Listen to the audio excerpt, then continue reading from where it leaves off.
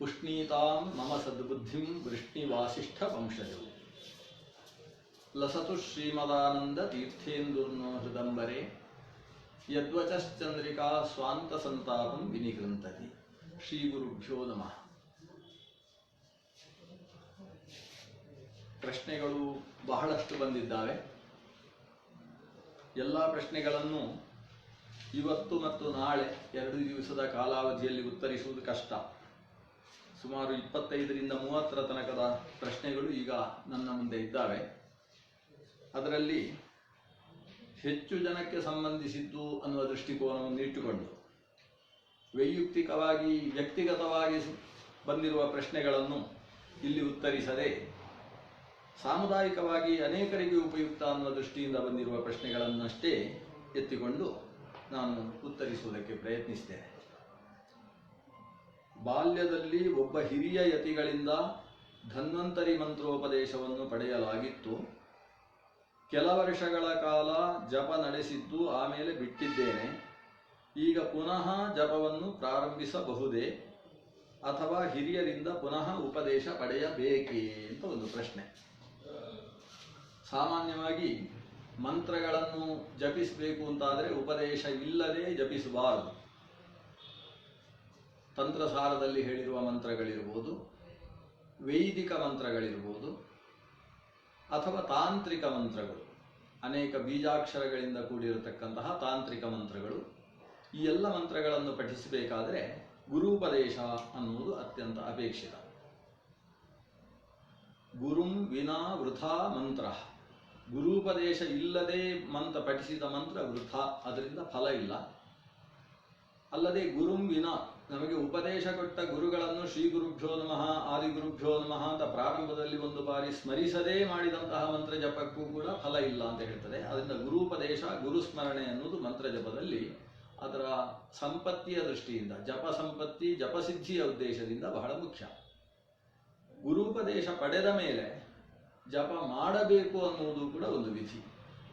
ಅದರಿಂದ ದೊಡ್ಡ ಪೀಠಾಧಿಪತಿಗಳು, ಶ್ರೀಗಳವರು, ಅವರು ಧನ್ವಂತರಿ ಮಂತ್ರವನ್ನು ವಿಶೇಷ ಉಪಾಸನೆ ಮಾಡ್ತಾ ಇರತಕ್ಕಂಥವರು, ಅವರಿಂದ ಉಪದೇಶ ಪಡೆದರೆ ಒಳ್ಳೆಯದು ಅನ್ನೋ ದೃಷ್ಟಿಯಿಂದ ಹಿರಿಯರಿಂದ ಧನ್ವಂತರಿ ಮಂತ್ರದಂತಹ ಮಂತ್ರಗಳನ್ನು ನಾವು ಉಪದೇಶ ಪಡೆದ ಮೇಲೆ ಆ ಮಂತ್ರ ನಮ್ಮಲ್ಲಿ ಸಿದ್ಧಿಯನ್ನು ಹೊಂದಬೇಕು ಅಂತಾದರೆ ಪ್ರತಿನಿತ್ಯವೂ ಕೂಡ ನಾವು ಜಪಿಸ್ತಾ ಇರಬೇಕು.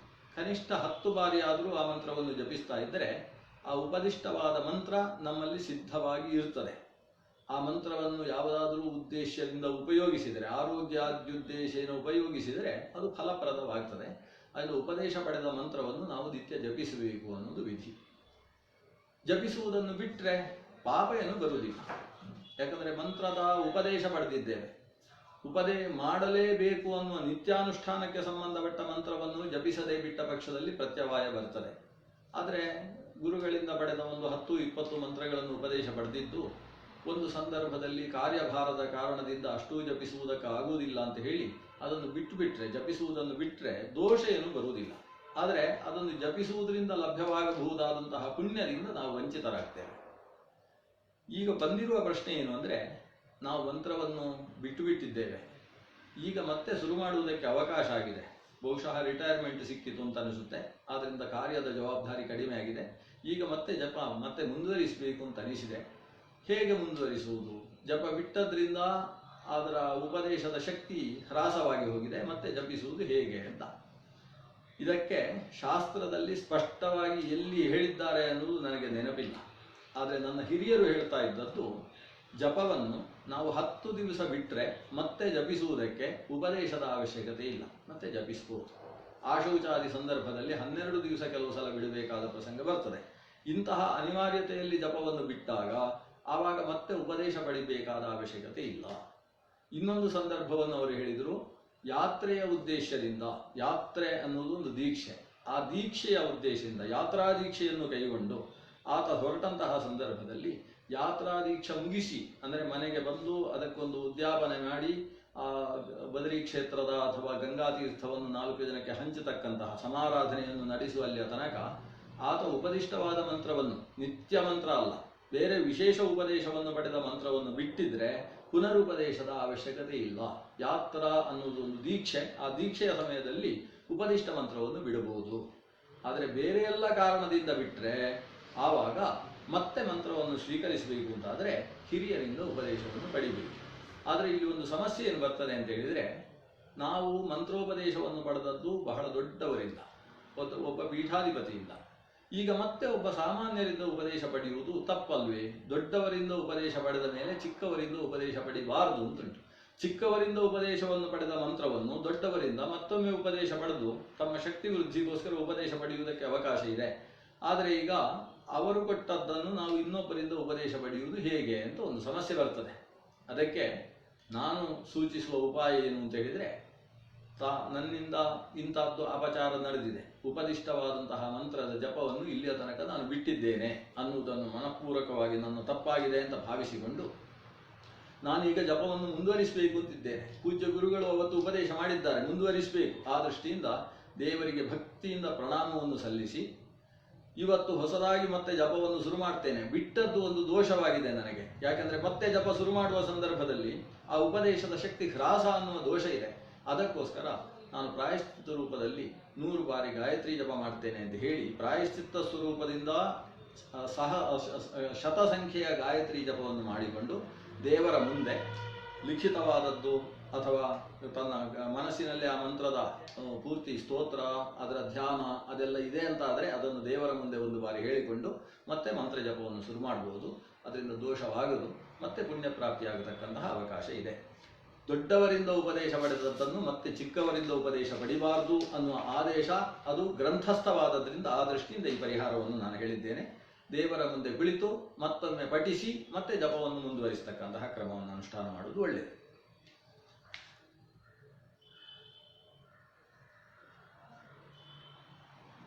ಮುತ್ತೈದೆಯರಿಗೆ ಅನೇಕ ವ್ರತ ನಿಯಮಗಳಿರುತ್ತವೆ. ಆದರೆ ವಿಧವೆಯವರು ಪೂಜಾ ವ್ರತಗಳನ್ನು ಹೇಗೆ ಮಾಡಬೇಕೆಂದು ತಿಳಿಸಿ. ಇದರ ಬಗ್ಗೆ ವಿವರಣೆ ಕೊಟ್ಟರೆ ಅನೇಕರಿಗೆ ಉಪಕಾರವಾಗುತ್ತದೆ. ವಿಧವಾ ಧರ್ಮ ಅನ್ನುವುದು ನಮ್ಮಲ್ಲಿ ಅತ್ಯಂತ ಪವಿತ್ರವಾದಂತಹ ಸನಾತನ ಧರ್ಮ. ಅವರು ಸನ್ಯಾಸಿನಿಯರಂತೆ ತಾವು ಗಂಗಾ ಗೋದಾವರಿ ಪಾವಿತ್ರ್ಯವನ್ನು ಪಡೆದಿರತಕ್ಕಂಥವರು. ಆದ್ದರಿಂದ ಸಾಮಾನ್ಯವಾಗಿ ವಿಧವೆಯರನ್ನು ಉದ್ದೇಶಿಸಿ ಮಕ್ಕಳು ಅಥವಾ ಬೇರೆಯವರು ಪತ್ರವನ್ನು ಬರೆಯುವುದಾದರೆ, ಅವರಿಗೆ ಸಂದೇಶವನ್ನು ಕಳಿಸುವುದಾದರೆ ಅಲ್ಲಿ ಗಂಗಾ ಗೋದಾವರಿ ಸದೃಶರಾದಂತಹ ಪೂಜ್ಯರ ಪಾದಾರವಿಂದಗಳಿಗೆ ನಮಿಸಿಕೊಂಡು ಅಂತ ಪ್ರಾರಂಭ ಮಾಡ್ತಾರೆ.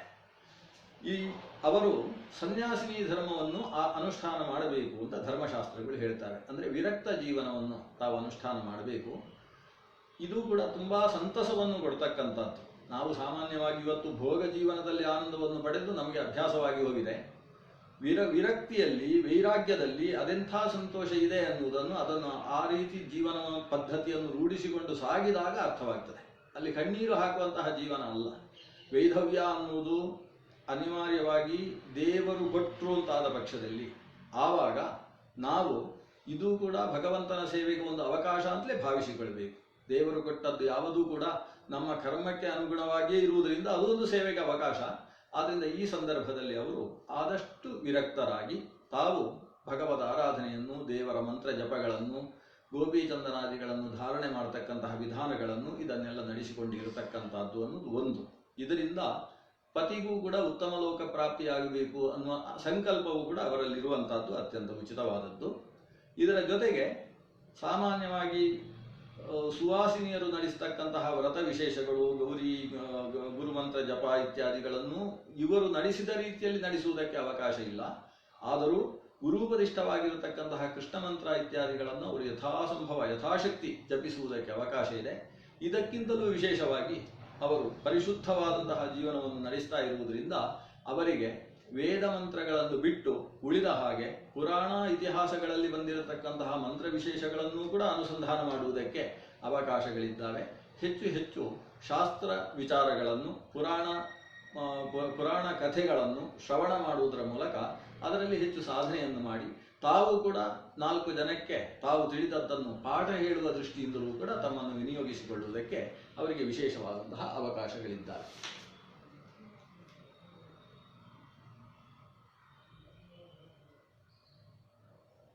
ಆಚಾರ್ಯರಿಗೆ ನಮಸ್ಕಾರ. ನಮ್ಮ ಪ್ರಶ್ನೆ ಏನೆಂದರೆ, ಗರ್ಭಿಣಿಯರಿಗೆ ಸೀಮಂತ ಕರ್ಮ ಮಾಡಲೇಬೇಕಾದ ಅವಶ್ಯ ಕರ್ತವ್ಯವೇ ಅಥವಾ ಐಚ್ಛಿಕವೇ? ಇದರ ಹಿನ್ನೆಲೆ, ಮಹತ್ವ ಹಾಗೂ ವಿಧಿಯ ಬಗ್ಗೆ ತಿಳಿಸಿರೋ, ಹಾಗೆಯೇ ಗರ್ಭಿಣಿಯರಿಗೆ ವಿಹಿತವಾದ ಸದಾಚಾರಗಳ ಬಗ್ಗೆ ತಿಳಿಸಿ. ಈ ಸೀಮಂತೋನ್ನಯನ ಅನ್ನುವುದು ಷೋಡಶ ಸಂಸ್ಕಾರಗಳಲ್ಲಿ ಒಂದು. ಇದರ ಬಗ್ಗೆ ಸಮಾಜದಲ್ಲಿ ಒಂದು ಸಮಸ್ಯೆ ಇದೆ ಅನ್ನುವುದನ್ನು ಆ ಪ್ರಶ್ನೆಯಲ್ಲಿ ಉಲ್ಲೇಖ ಮಾಡಿದ್ದಾರೆ. ಕೆಲವರ ಮನೆಯಲ್ಲಿ ನಮ್ಮ ಸಂಪ್ರದಾಯದ ಪ್ರಕಾರ ಸೀಮಂತ ಮಾಡುವ ಹಾಗಿಲ್ಲ, ನಮ್ಮಲ್ಲಿ ಆ ಸಂಪ್ರದಾಯ ಇಲ್ಲ ಅಂತ ಕೆಲವರು ಖಡಾಖಂಡಿತವಾಗಿ ಹೇಳುವಂತಹದ್ದನ್ನು ನಾವು ಕೇಳ್ತಾ ಇದ್ದೇವೆ. ಈ ನಿಟ್ಟಿನಿಂದ ಈ ಪ್ರಶ್ನೆ ಬಂದಿದೆ. ಅದು ಮಾಡಲೇಬೇಕು ಅನ್ನೋದು ಎಲ್ರಿಗೂ ಗೊತ್ತಿದೆ, ಯಾಕಂದರೆ ಅದು ಷೋಡಶ ಸಂಸ್ಕಾರಗಳಲ್ಲಿ ಒಂದು. ಒಬ್ಬ ವ್ಯಕ್ತಿ ತಾನು ಹುಟ್ಟುವುದಕ್ಕಿಂತ ಮುಂಚೆಯೇ ಆತನಿಗೆ ಗರ್ಭಾಧಾನ, ಪುಂಸವನ, ಸೀಮಂತ, ವಿಷ್ಣುಬಲಿ ಅನ್ನುವ 4 ಸಂಸ್ಕಾರಗಳಾಗಿರುತ್ತವೆ. ಹುಟ್ಟಿದ ಮೇಲೆ ಜಾತಕರ್ಮ, ನಾಮಕರಣ ಮೊದಲಾದಂತಹ ಉಪನಯನ ಪರ್ಯಂತ ಸಂಸ್ಕಾರಗಳಾಗಿ, ಉಪನಯನದ ನಂತರ ಗುರುಕುಲದಲ್ಲಿ ಒಂದು 4 ಸಂಸ್ಕಾರಗಳಾಗಿ, ಕೊನೆಗೆ ಸಮಾವರ್ತನ ಮತ್ತು ವಿವಾಹ ಅನ್ನುವ ಷೋಡಶ ಸಂಸ್ಕಾರಗಳನ್ನು ಶಾಸ್ತ್ರ ವಿಧಾನ ಮಾಡಿದೆ. ಈ ಸಂಸ್ಕಾರೈ ಸಂಸ್ಕೃತ ಪೂರ್ವೈ ಉತ್ತರೈರಪಿ ಸಂಸ್ಕೃತ, ಈ ರೀತಿ ಇದ್ದವ ಆತ ಎಲ್ಲ ಕರ್ಮಗಳಲ್ಲೂ ಕೂಡ ಶೋಭನ ಅನಿಸಿಕೊಳ್ತಾನೆ. ಅಂಥವನು ಬ್ರಾಹ್ಮಣು ಬ್ರಹ್ಮಲೌಕಿಕ, ಆತ ಬ್ರಹ್ಮಲೋಕವನ್ನು ಪಡಿತಾನೆ ಅಂತ ಅವನಿಗೆ ಮಹತ್ವವನ್ನು ಮನು ಕೊಟ್ಟಿದ್ದಾನೆ. ಈ ಷೋಡಶ ಸಂಸ್ಕಾರಗಳಲ್ಲಿ ಗರ್ಭದಲ್ಲಿರುವಾಗ ನಡೆಸಬೇಕಾದ ಸಂಸ್ಕಾರಗಳ ಪೂರ್ಣ ಜವಾಬ್ದಾರಿ ತಂದೆ ತಾಯಿಯರದ್ದು. ಆ ದೃಷ್ಟಿಯಿಂದ ಈಕೆ ಗರ್ಭಿಣಿಯಾಗಿದ್ದಾಳೆ ಅನ್ನುವುದನ್ನು ತಿಳಿದ ಮೇಲೆ ನಡೆಸಬೇಕಾದಂತಹ ಪುಂಸವನ ಸಂಸ್ಕಾರವನ್ನು ನಡೆಸಿ, ಆಮೇಲೆ ಷಷ್ಠೇ ಅಷ್ಟಮೇವ ಮಾಸಿ, 6 ಅಥವಾ 8ನೇ ತಿಂಗಳಿನಲ್ಲಿ ಸೀಮಂತೋನ್ನಯನ ಅನ್ನುವ ಒಂದು ಪ್ರಕ್ರಿಯೆಯನ್ನು ನಡೆಸಬೇಕಾದದ್ದು ಧರ್ಮಶಾಸ್ತ್ರದ ಆದೇಶ ಇದೆ. ಋಷಿ ಮುನಿಗಳು ಒಬ್ಬ ವ್ಯಕ್ತಿ ಸಾತ್ವಿಕನಾಗಿ ಲೋಕಕ್ಕೆ ಶ್ರೇಯಸ್ಸನ್ನು ಕೊಡತಕ್ಕಂತಹ ಪ್ರಜೆಯಾಗಿ ಹುಟ್ಟಬೇಕಾದರೆ ಏನು ಬೇಕೋ ಅದಕ್ಕೆ ಬೇಕಾದಂತಹ ಅನೇಕ ಕ್ರಮಗಳನ್ನು ನಮಗೆ ತಿಳಿಸಿಕೊಟ್ಟಿದ್ದಾರೆ. ಕ್ರಾಂತದರ್ಶಿಗಳು ತಿಳಿಸಿದ ಅಂತಹ ವಿಧಾನದಲ್ಲಿ ಸೀಮಂತೋನ್ನಯನವೂ ಕೂಡ ಒಂದು. ಗರ್ಭದಲ್ಲಿರತಕ್ಕಂತಹ ಆ ಚೇತನ, ಆ ಶರೀರ, ಅದನ್ನು ಕೆಲವು ದುಷ್ಟಶಕ್ತಿಗಳು ಅದನ್ನು ರುಧಿರಪ್ರಿಯ ಅಲಕ್ಷ್ಮೀ ಭೂತ ಗಣ ನಿರಸನ ಕ್ಷಮ ಮಹಾಲಕ್ಷ್ಮೀ ಸಮಾವೇಶನ ಸಿದ್ಧಾರ್ಥಂ ಅಂತ ಸಂಕಲ್ಪ ಮಾಡ್ತೇವೆ. ಒಟ್ಟಿನಲ್ಲಿ ಯಾವುದೋ ಕೆಲವು ದುಷ್ಟಶಕ್ತಿಗಳು ಆ ಒಳಗಿದ್ದಂತಹ ಗರ್ಭದ ಮೇಲೆ ಆಕ್ರಮಣ ಮಾಡತಕ್ಕಂತಹ ಸಂದರ್ಭ ಇದೆ. ಆ ಸಮಯದಲ್ಲಿ ಮಹಾಲಕ್ಷ್ಮಿಯನ್ನು ಈಕೆಯಲ್ಲಿ ಆವಾಹನೆ ಮಾಡಿ ಈಕೆಯಲ್ಲಿ ಮಹಾಲಕ್ಷ್ಮಿ ಸಮಾವೇಶನ ಆಗಬೇಕು. ಲಕ್ಷ್ಮೀ ಸಮಾವೇಶನದಿಂದಾಗಿ ನಾರಾಯಣನ ರಕ್ಷೆ ಸಿಗ್ತದೆ. ಆ ಗರ್ಭದ ರಕ್ಷಣೆಗೋಸ್ಕರ ಸೀಮಂತೋನ್ನಯನವನ್ನು ನಡೆಸಬೇಕು ಅಂತ ಶಾಸ್ತ್ರ ಹೇಳ್ತದೆ. ಬರೀ ಗರ್ಭದ ರಕ್ಷಣೆ ಮಾತ್ರ ಅಲ್ಲ, ಒಂದು ಬಾರಿ ಸೀಮಂತೋನ್ನಯನವನ್ನು ಒಂದು ಗರ್ಭಕ್ಕೆ ನಡೆಸಿತು ಅಂತಾದರೆ ಮುಂದಕ್ಕೆ ಹುಟ್ಟತಕ್ಕಂತಹ ಎಲ್ಲ ಮಕ್ಕಳಿಗೂ ಕೂಡ ಅದು ಸಂಸ್ಕಾರವಾದಾಗೆ ಆಗುತ್ತೆ. ಮತ್ತೆ ಪುನಃ 2ನೇ ಮಗುವಿಗೂ ಕೂಡ 8ನೇ ತಿಂಗಳು 6ನೇ ತಿಂಗಳಿನಲ್ಲಿ ಸೀಮಂತೋನ್ನಯನ ಮಾಡಬೇಕಾದ ಅವಶ್ಯಕತೆ ಇಲ್ಲ. ಒಂದು ಬಾರಿ ಮಾಡಿದರೆ ಅದು ಗರ್ಭ ಸಂಸ್ಕಾರ, ಗರ್ಭಕೋಶಕ್ಕೆ ಸಂಬಂಧಪಟ್ಟ ಸಂಸ್ಕಾರ. ಅದರಿಂದಾಗಿ ಮುಂದಿನ ಎಲ್ಲ ಗರ್ಭಗಳನ್ನು ಕೂಡ ಸೀಮಂತದಿಂದ ಸಂಸ್ಕೃತವನ್ನಾಗಿಸುತ್ತೆ ಅಂತ ಶಾಸ್ತ್ರ ನಿರೂಪಣೆ ಮಾಡ್ತದೆ. ಎಷ್ಟು ಹೇಳ್ತದೆ ಅಂದರೆ, ಒಂದು ವೇಳೆ 8ನೇ ತಿಂಗಳಿನಲ್ಲಿ ಸೀಮಂತೋನ್ನಯನ ಮಾಡುವ ಅಂತ ಇವರು ಎಲ್ಲ ದಿವಸವನ್ನು ನಿರ್ಧರಿಸಿದ್ದಾರೆ. ಆದರೆ ಶೀಘ್ರ ಪ್ರಸವದ ಕಾರಣದಿಂದ ಸೀಮಂತೋನ್ನಯನಕ್ಕಿಂತ 2 ದಿವಸ ಮುಂಚೆಯೇ ಆಕೆ ಹೆತ್ತಾಗಿದೆ. ಈಗ ಸೀಮಂತ ಆಗದೇ ಹುಟ್ಟಿದ ಮಗು, ಇದಕ್ಕೆ ಸೀಮಂತದ ವ್ಯವಸ್ಥೆ ಹೇಗೆ? ಅದಕ್ಕೆ ಧರ್ಮಶಾಸ್ತ್ರ ಪ್ರತಿಯೊಂದು ಸಂಸ್ಕಾರ ಪದ್ಧತಿ ಹೇಳ್ತದೆ ಏನಂದ್ರೆ, ಸ್ತ್ರೀಯ ವ್ಯಕೃತ ಸೀಮಂತ ಪ್ರಸೂಯೇತ ಕಥಂಚನ ಗೃಹೀತ ಪುತ್ರ ವಿಧಿವತ್ ಪುನಃ ಸಂಸ್ಕಾರ ಅರ್ಹತಿ. ಒಂದು ವೇಳೆ ಸೀಮಂತವಾಗದೇ ಮಗು ಹುಟ್ಟಿದ್ರೆ ಆವಾಗ ಆಕೆಯ 11ನೇ ದಿವಸ, ಮಗು ಹುಟ್ಟಿ 11ನೇ ದಿವಸಕ್ಕೆ ಪರಿಶುದ್ಧವಾಗಿ ಪುಣ್ಯಾಹವಾಚನವನ್ನು ನಡೆಸಿಕೊಂಡು ಆಕೆ ಮಗುವನ್ನು ತನ್ನ ಸೆರಗಿನಲ್ಲಿ ಮುಚ್ಚಿಕೊಂಡು ಗರ್ಭದಲ್ಲಿದೆ ಅಂತ ಭಾವಿಸಿಕೊಂಡು ಆ ಸೀಮಂತೋನ್ನಯನದ ಏನು ವಿಧಾನಗಳಿದ್ದಾವೋ ಆ ವ್ಯಾಹೃತಿ ಮಂತ್ರ ಪಠನ ಪುರಸ್ಸರವಾಗಿ ತಲೆಗೂದಲನ್ನು ಬಾಚಿ ಅಲ್ಲಿಗೆ ನಾನಾ ಪುಷ್ಪಗಳನ್ನೆಲ್ಲ ಜೋಡಿಸಿ ಇಟ್ಟು ಅಲಂಕಾರ ಮಾಡತಕ್ಕಂತಹ ಒಂದು ಮಹಾಲಕ್ಷ್ಮೀ ಸಮಾವೇಶನ ಅನ್ನುವ ಪ್ರಕ್ರಿಯೆ ಏನಿದೆ ಅದನ್ನು ನಡೆಸಬೇಕು ಅಂತ ಶಾಸ್ತ್ರ ಹೇಳ್ತದೆ. ಋಷಿಮುನಿಗಳ ಮಾತು ನಮ್ಮಲ್ಲಿ ಅನುಷ್ಠೇಯ. ಹಾಗಾದರೆ ಯಾಕೆ ಕೆಲವು ಕಡೆ ಸೀಮಂತೋನ್ನಯನ ಮಾಡುವುದು ಅಂತಿಲ್ಲ ನಮ್ಮಲ್ಲಿ ಅಂತ ಬಂದಿದೆ ಅಂತ ಹೇಳಿದರೆ, ಅದಕ್ಕೆ ಯಾವುದೋ ಹಿಂದಿನ ಹಿರಿಯರ ಒಂದು ಕೋಪಾವೇಶಗಳು, ಯಾವುದೋ ರೀತಿಯ ನಂಬಿಕೆಗಳು ಅದಕ್ಕೆ ಕಾರಣವಾಗಿರ್ತಾರೆ. ಒಂದು ಸೀಮಂತೋನ್ನಯನ ಆಗಿರ್ತದೆ, ಪ್ರಸವ ಕಾಲದಲ್ಲಿ ಮಗು ತೀರಿಕೊಂಡಿರ್ತದೆ. ಇಂತಹ ಪ್ರಸಂಗ ನಡೆದ್ರಿಂದ ಈ ಸೀಮಂತೋನ್ನಯನ ಇನ್ನು ಮುಂದೆ ನಮ್ಮ ಜೀವನದಲ್ಲಿ ನಮ್ಮ ಮನೆಯಲ್ಲಿ ನಡೆಸಬಾರದು ಅಂತ ಒಬ್ಬ ಹಿರಿಯ ಭಾರಿ ಕೋಪಾವೇಶದಿಂದ ತಾನು ಹೇಳಿರತಕ್ಕಂತಹ ಸಾಧ್ಯತೆಗಳಿರ್ತವೆ. ಅಥವಾ ಸೀಮಂತೋನ್ನಯನ ಆದ ಸಂದರ್ಭದಲ್ಲಿ ಹಿರಿಯರು ಯಾರೋ ಮೃತರಾಗಿರ್ತಾರೆ. ಇಂಥದ್ಯಾವುದೋ ಕಾಕತಾಳೀಯವಾಗಿ ಬಹಳಷ್ಟು ಘಟಿಸ್ತಾ ಇರ್ತಾವೆ. ವಸ್ತುತಃ ಇದಕ್ಕೂ ಅದಕ್ಕೂ ಸಂಬಂಧಗಳಿರುವುದಿಲ್ಲ. ಆದರೆ ಸಂಬಂಧ ಪರಿಕಲ್ಪನೆಯನ್ನು ಮಾಡಿ ಯಾರೋ ಹಿರಿಯರು ಅದನ್ನು ನಿಷೇಧ ಮಾಡಿದ್ದಾಗ ಇಂತಹ ಭಾವನೆಗಳು, ಸಂಪ್ರದಾಯ ಅನ್ನುವ ಮನಸ್ಥಿತಿ ಅದರಲ್ಲಿ ಬಂದಿರುವಂತಹ ಸಾಧ್ಯತೆ ಇದೆ. ಯಾವುದು ಶಾಸ್ತ್ರ ವಿರುದ್ಧವಾದಂತಹ ಸಂಪ್ರದಾಯ ನಮ್ಮಲ್ಲಿ ಹುಟ್ಟಿಕೊಂಡಿರ್ತದೋ ಅದನ್ನು ಮೀರತಕ್ಕಂಥದ್ದು ಅತ್ಯಂತ ಉಚಿತ ಅನ್ನೋದು ಶಾಸ್ತ್ರದ್ದೇ ವಚನ ಇದೆ. ಯಾಕಂದರೆ ಋಷಿ ಮುನಿಗಳ ಮಾತನ್ನು ಪಾಲನೆ ಮಾಡುವಂತಹದ್ದು ಅನ್ನೋದು ಬಹಳ ಮುಖ್ಯವಾದದ್ದು. ಅದು ಇಲ್ಲದೆ ಹೋದರೆ ಆ ಋಷಿಗಳ ಹೆಸರು ಹೇಳಿಕೊಂಡು ನಾವು ಗೋತ್ರ ಪ್ರವರವನ್ನು ಹೇಳಿಕೊಳ್ತೇವೆ, ಆದರೆ ಋಷಿಗಳ ಮಾತನ್ನೇ ನಡೆಸುವುದಿಲ್ಲ. ನಮ್ಮ ಹಿರಿಯರ ಯಾರದ್ದೋ ಮಾತಿಗಿಂತ ಅವರಿಗೂ ಹಿರಿಯರೆನಿಸಿದಂತಹ ಋಷಿಗಳ ಮಾತನ್ನು ನಡೆಸುವುದು ಮುಖ್ಯವಾಗ್ತದೆ ಅನ್ನುವ ದೃಷ್ಟಿಯಿಂದ ಬಲಾಬಲ ವಿವೇಚನೆಯಿಂದ ನಾವು ಈ ಸೀಮಂತೋನ್ನಯನ ಮೊದಲಾದ ಸಂಸ್ಕಾರಗಳನ್ನು ಯೋಗ್ಯ ಕಾಲದಲ್ಲಿ ಅವಶ್ಯ ಅನುಷ್ಠಾನ ಮಾಡಬೇಕು ಅಂತ ನಾವು ತಿಳ್ಕೊಳ್ಬೇಕಾಗ್ತದೆ. ನೈವೇದ್ಯ ಕ್ರಮದಲ್ಲಿ ಒಂದು ಪ್ರಶ್ನೆ. ಭಗವಂತನಿಗೆ ನಿವೇದನೆ ಮಾಡಿದ ನಂತರ ವೈಶ್ವದೇವಕ್ಕಾಗಿ ಬೇರೆ ತೆಗೆದಿಟ್ಟು ಅದನ್ನು ಭಗವಂತನಿಗೇ ನಿವೇದಿಸುವುದು ಹೇಗೆ ಸರಿ? ಲಕ್ಷ್ಮೀದೇವಿಯಿಂದ ಆರಂಭಿಸಿ ಗುರುಗಳವರೆಗೆ ಮುಖ್ಯ ನೈವೇದ್ಯವನ್ನೇ ಸಮರ್ಪಿಸಬಹುದಲ್ಲವೇ? ಪ್ರತ್ಯೇಕವಾಗಿ ತೆಗೆಯುವುದು ಬೇಕೇ? ಒಟ್ಟಾರೆ ನೈವೇದ್ಯ ಕ್ರಮವೇನು ಅಂತ ಒಂದು ಪ್ರಶ್ನಿಸಿದ್ದಾರೆ. ಒಟ್ಟಾರೆ ನೈವೇದ್ಯದ ವಿಸ್ತೃತ ಕ್ರಮವನ್ನು ನಾನು ಹೇಳುವುದಿಲ್ಲ, ಪ್ರಶ್ನೆಗಷ್ಟೇ ಉತ್ತರವನ್ನು ಹೇಳ್ತೇನೆ. ಈಗ ನೈವೇದ್ಯ ಅಂದರೆ ಏನು? ನಾವು ಅಡಿಗೆ ಮಾಡಿ ಸಿದ್ಧಗೊಳಿಸಿದ ವಸ್ತು ಏನಿದೆ ಅದನ್ನು ಭಗವಂತನಿಗೆ ನಿವೇದನೆ ಮಾಡುವುದು. ಅಂದರೆ ಆ ವಸ್ತುವಿನಲ್ಲಿರುವ ಭಗವದ್ ರೂಪಕ್ಕೂ ಶಾಲಗ್ರಾಮಾದಿ ಸ್ವರೂಪದಲ್ಲಿ ಸಂಸ್ಥಿತವಾದಂತಹ ಭಗವಂತನ ರೂಪಕ್ಕೂ ಐಕ್ಯವನ್ನು ಚಿಂತನೆ ಮಾಡುವುದು. ಇದರಲ್ಲಿರತಕ್ಕಂತಹ ಭಗವತ್ ಸ್ವರೂಪ ಆ ಸ್ವರೂಪ ಒಂದೇ, ಆತ ಸ್ವಾಖ್ಯರಸವನ್ನು ಸ್ವೀಕಾರ ಮಾಡ್ತಾನೆ ಅನ್ನುವ ಚಿಂತನೆಯೇ ನೈವೇದ್ಯ ಅಂತ ಕರೆಸಿಕೊಳ್ಳುವಂಥದ್ದು. ಈ ರೀತಿಯ ನೈವೇದ್ಯ ನಾವು ತೆಗೆದುಕೊಳ್ಳತಕ್ಕಂತಹ ಎಲ್ಲ ಆಹಾರಗಳಲ್ಲೂ ನಡೆಸಬೇಕಾದದ್ದು. ಅದನ್ನು ದೇವರ ಮುಂದೆ ಹೋಗಿ ಇಟ್ಟು ಅದರಲ್ಲಿ ಶಂಖ ಅಡಿಯಲ್ಲಿ ಒಂದು ಚೌಕಾಕಾರದ ಮಂಡಲವನ್ನು ರಚಿಸಿ ಆ ಮಂಡಲದಲ್ಲಿ ಶ್ರೀ ಬೀಜವನ್ನು ಲೇಖನ ಮಾಡಿ ಆ ಲಿಖಿತವಾದ ಶ್ರೀ ಬೀಜದ ಮೇಲೆ ಉಚಿತವಾದ ನೈವೇದ್ಯ ಪದಾರ್ಥಗಳನ್ನು ಯಾವ ದಿಕ್ಕಿನಲ್ಲಿ ಯಾವುದನ್ನು ಬಡಿಸಬೇಕೋ ಆ ರೀತಿಯಲ್ಲಿ ಬಡಿಸಿದ ತಟ್ಟೆಯಲ್ಲಿ ಅದನ್ನು ದೇವರ ಮುಂದೆ ಇಟ್ಟು ಅದಕ್ಕೆ ಶಂಖದಲ್ಲಿ ಅಷ್ಟಾಕ್ಷರ ಮಂತ್ರದಿಂದ ಅಭಿಮಂತ್ರಿತವಾದ ಜಲವನ್ನು ಪ್ರೋಕ್ಷಿಸಿ ತುಳಸಿ ದಳವನ್ನು ಸೇಚನ ಮಾಡಿ ಆಮೇಲೆ ಪರಿಷೇಕಾದಿ ವಿಧಾನದ ಮೂಲಕ 5 ಮುದ್ರೆಗಳನ್ನು ತೋರಿಸಿ ದೇವರಿಗೆ ಸಮರ್ಪಿಸುವುದು ಅಂತ ವಿಸ್ತಾರವಾದ ವಿಧಾನಗಳಿದ್ದಾವೆ. ಇವೆಲ್ಲ ವಿಧಾನದ ಹಿಂದೆ ಅವಶ್ಯ ಅನುಸಂಧೇಯವಾದದ್ದು ಭಗವಂತನ ರೂಪಗಳು ಅದರಲ್ಲಿದ್ದಾವೆ. ಆ ರೂಪ ಮತ್ತು ಸ್ವೀಕರಿಸುವ ಭಗವಂತ ಒಬ್ಬನೇ. ಇದೇ ಭಗವಂತನ ಸ್ವೀಕಾರ, ಈ ಚಿಂತನೆಯೇ ಭಗವಂತನ ಸ್ವೀಕಾರ. ಇಂಥದ್ದನ್ನು ಯಾವ ವಸ್ತುವನ್ನು ನಾವು ಎಲ್ಲಿ ಸ್ವೀಕರಿಸುವುದಾದರೂ ಈ ರೀತಿಯ ಅನುಸಂಧಾನ ಅತ್ಯಪೇಕ್ಷಿತವಾಗ್ತದೆ. ಇಂತಹ ನೈವೇದ್ಯ ಭಗವಂತನಿಗೆ ಆದ ಮೇಲೆ ನಾವು ಉಳಿದ ದೇವತೆಗಳಿಗೆಲ್ಲ ಭಗವಂತನ ನೈವೇದ್ಯವನ್ನು ಹಂಚಬೇಕು. ಅದಕ್ಕಿಂತ ಮುಂಚೆ ಅದೇ ಭಗವಂತನಿಗೆ ಅಗ್ನಿಯಲ್ಲಿ ಆಹುತಿಯನ್ನು ಕೊಡತಕ್ಕಂತಹ ವಿಧಾನ ಇದೆ. ಇದಕ್ಕೆ ಅನುಯಾಗ ಅಂತ ಹೆಸರು. ಈ ಅನುಯಾಗ ಇವತ್ತು ಮನೆಯಲ್ಲಿ ನಡೆಸುವ ಪೂಜೆಯಲ್ಲಿ ಬಿಟ್ಟು ಹೋಗಿದೆ. ದೇವಸ್ಥಾನಗಳಲ್ಲೆಲ್ಲ ದೇವರಿಗೆ ನೈವೇದ್ಯವಾಗ್ತಾ ಇರುವ ಹೊತ್ತಿಗೆ ಅದರಿಂದ ಸ್ವಲ್ಪ ಭಾಗ ತೆಗೆದು ದೇವ ನಿವೇದಿತವಾದ ಅನ್ನವನ್ನೇ ಹೋಗಿ ಅಗ್ನಿಯಲ್ಲಿ ಅದೇ ಭಗವಂತನ ಮೂಲ ಮಂತ್ರಗಳಿಂದ ಆಹುತಿಯನ್ನು ಕೊಡತಕ್ಕಂತಹ ಪ್ರಕ್ರಿಯೆ ನಡೀತದೆ. ಇದಕ್ಕೆ ಅನುಯಾಗ ಅಂತ ಹೆಸರು. ಪ್ರತಿಮಾಮುಖದಲ್ಲಿ ಭಗವಂತ ಸ್ವೀಕಾರ ಮಾಡ್ತಾ ಇರುವ ಕಾಲದಲ್ಲೇ ಅಗ್ನಿಮುಖದಲ್ಲೂ ಕೂಡ ಭಗವಂತ ಸ್ವೀಕಾರ ಮಾಡ್ತಾನೆ ಅನ್ನೋ ಅನುಸಂಧಾನದ ಜೊತೆಗೆ ಸ್ಮೃತಿ ಸಿದ್ಧವಾದಂತಹ ಒಂದು ಪ್ರಕ್ರಿಯೆ ಇದೆ. ಸರಿ, ಮನೆಯಲ್ಲಿ ನಾವು ಅದನ್ನು ಮಾಡುವುದಿಲ್ಲ, ಭಗವಂತನಿಗೆ ನೈವೇದ್ಯ ಆಯಿತು. ಭಗವಂತನ ನೈವೇದ್ಯವಾದ ಮೇಲೆ ನಾವು ವೈಶ್ವದೇವ ಪ್ರಕ್ರಿಯೆಗೆ ಮುಂದುವರಿಸ್ತೇವೆ. ವೈಶ್ವದೇವಕ್ಕೋಸ್ಕರ ಪ್ರತ್ಯೇಕ ಅನ್ನವನ್ನು ತೆಗೆದಿರ್ತೇವೆ. ಆ ವೈಶ್ವದೇವಾಹುತಿಯನ್ನು ಕೊಡುವುದಕ್ಕಿಂತ ಮುಂಚೆ ಅದೇ ಅನ್ನದಿಂದ ಈ ಅನುಯಾಗಕ್ಕೆ ಸಂಬಂಧಪಟ್ಟಂತಹ ದೇವತೆಗಳಿಗೆ ಅಂದರೆ ಭಗವಂತನ ಮೂಲ ಮಂತ್ರದಿಂದ ದೇವರಿಗೆ ಆಹುತಿಯನ್ನು ಕೊಡ್ತೇವೆ.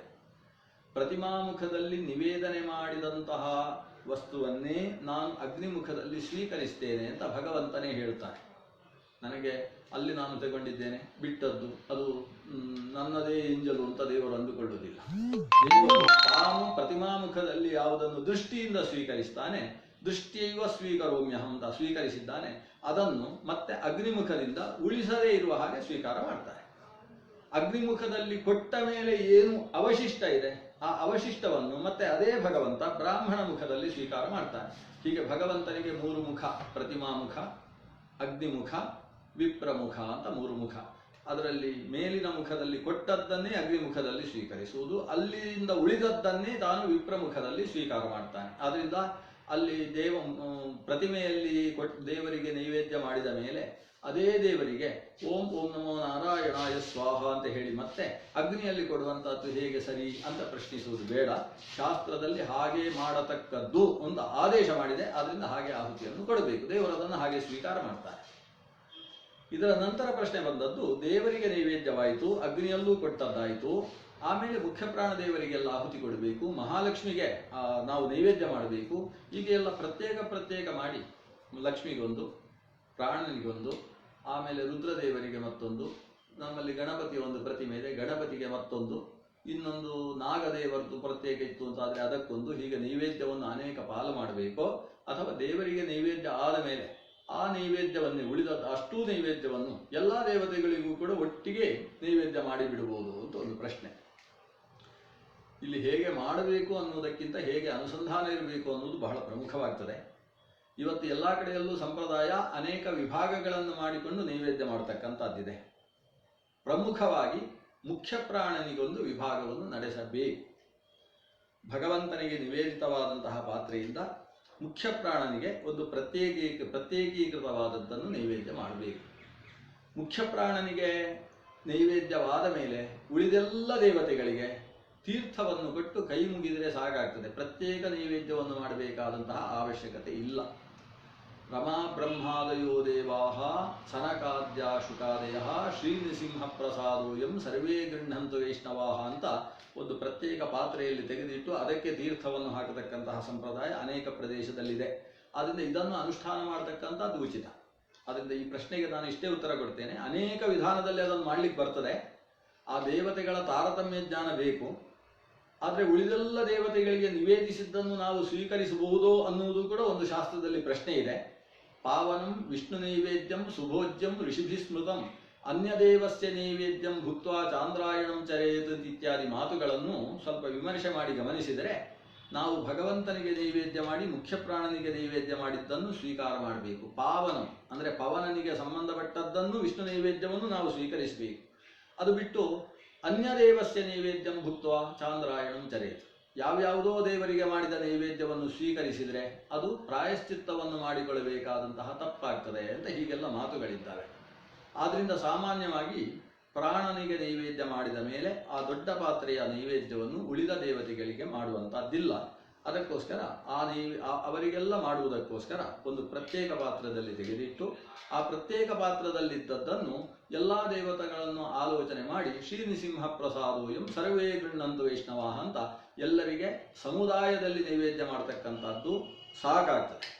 ಇಲ್ಲ ಮನೆಯಲ್ಲಿ ಅಷ್ಟು ಬೇರೆ ಬೇರೆ ಪ್ರತಿಮೆಗಳಿದ್ದಾವೆ ಅಂತ ಆದರೆ ಆವಾಗ ಭಗವನ್ ನಿವೇದಿತವಾದಂತಹ ನೈವೇದ್ಯವನ್ನು ಪ್ರತ್ಯೇಕವಾಗಿ ನಾಗನಿಗೊಂದು ರುದ್ರನಿಗೊಂದು ಪ್ರತ್ಯೇಕವಾಗಿ ಇಟ್ಟು ನೈವೇದ್ಯ ಮಾಡಿದರೂ ಆಮೇಲೆ ಒಟ್ಟಿಗೆ ಮಾಡಿ ಗೋಗ್ರಾಸಾದಿಗಳಿಗೆ ಅದನ್ನು ಕಳಿಸತಕ್ಕಂಥದ್ದು ಅನ್ನೋದು ಉಚಿತವಾಗ್ತದೆ.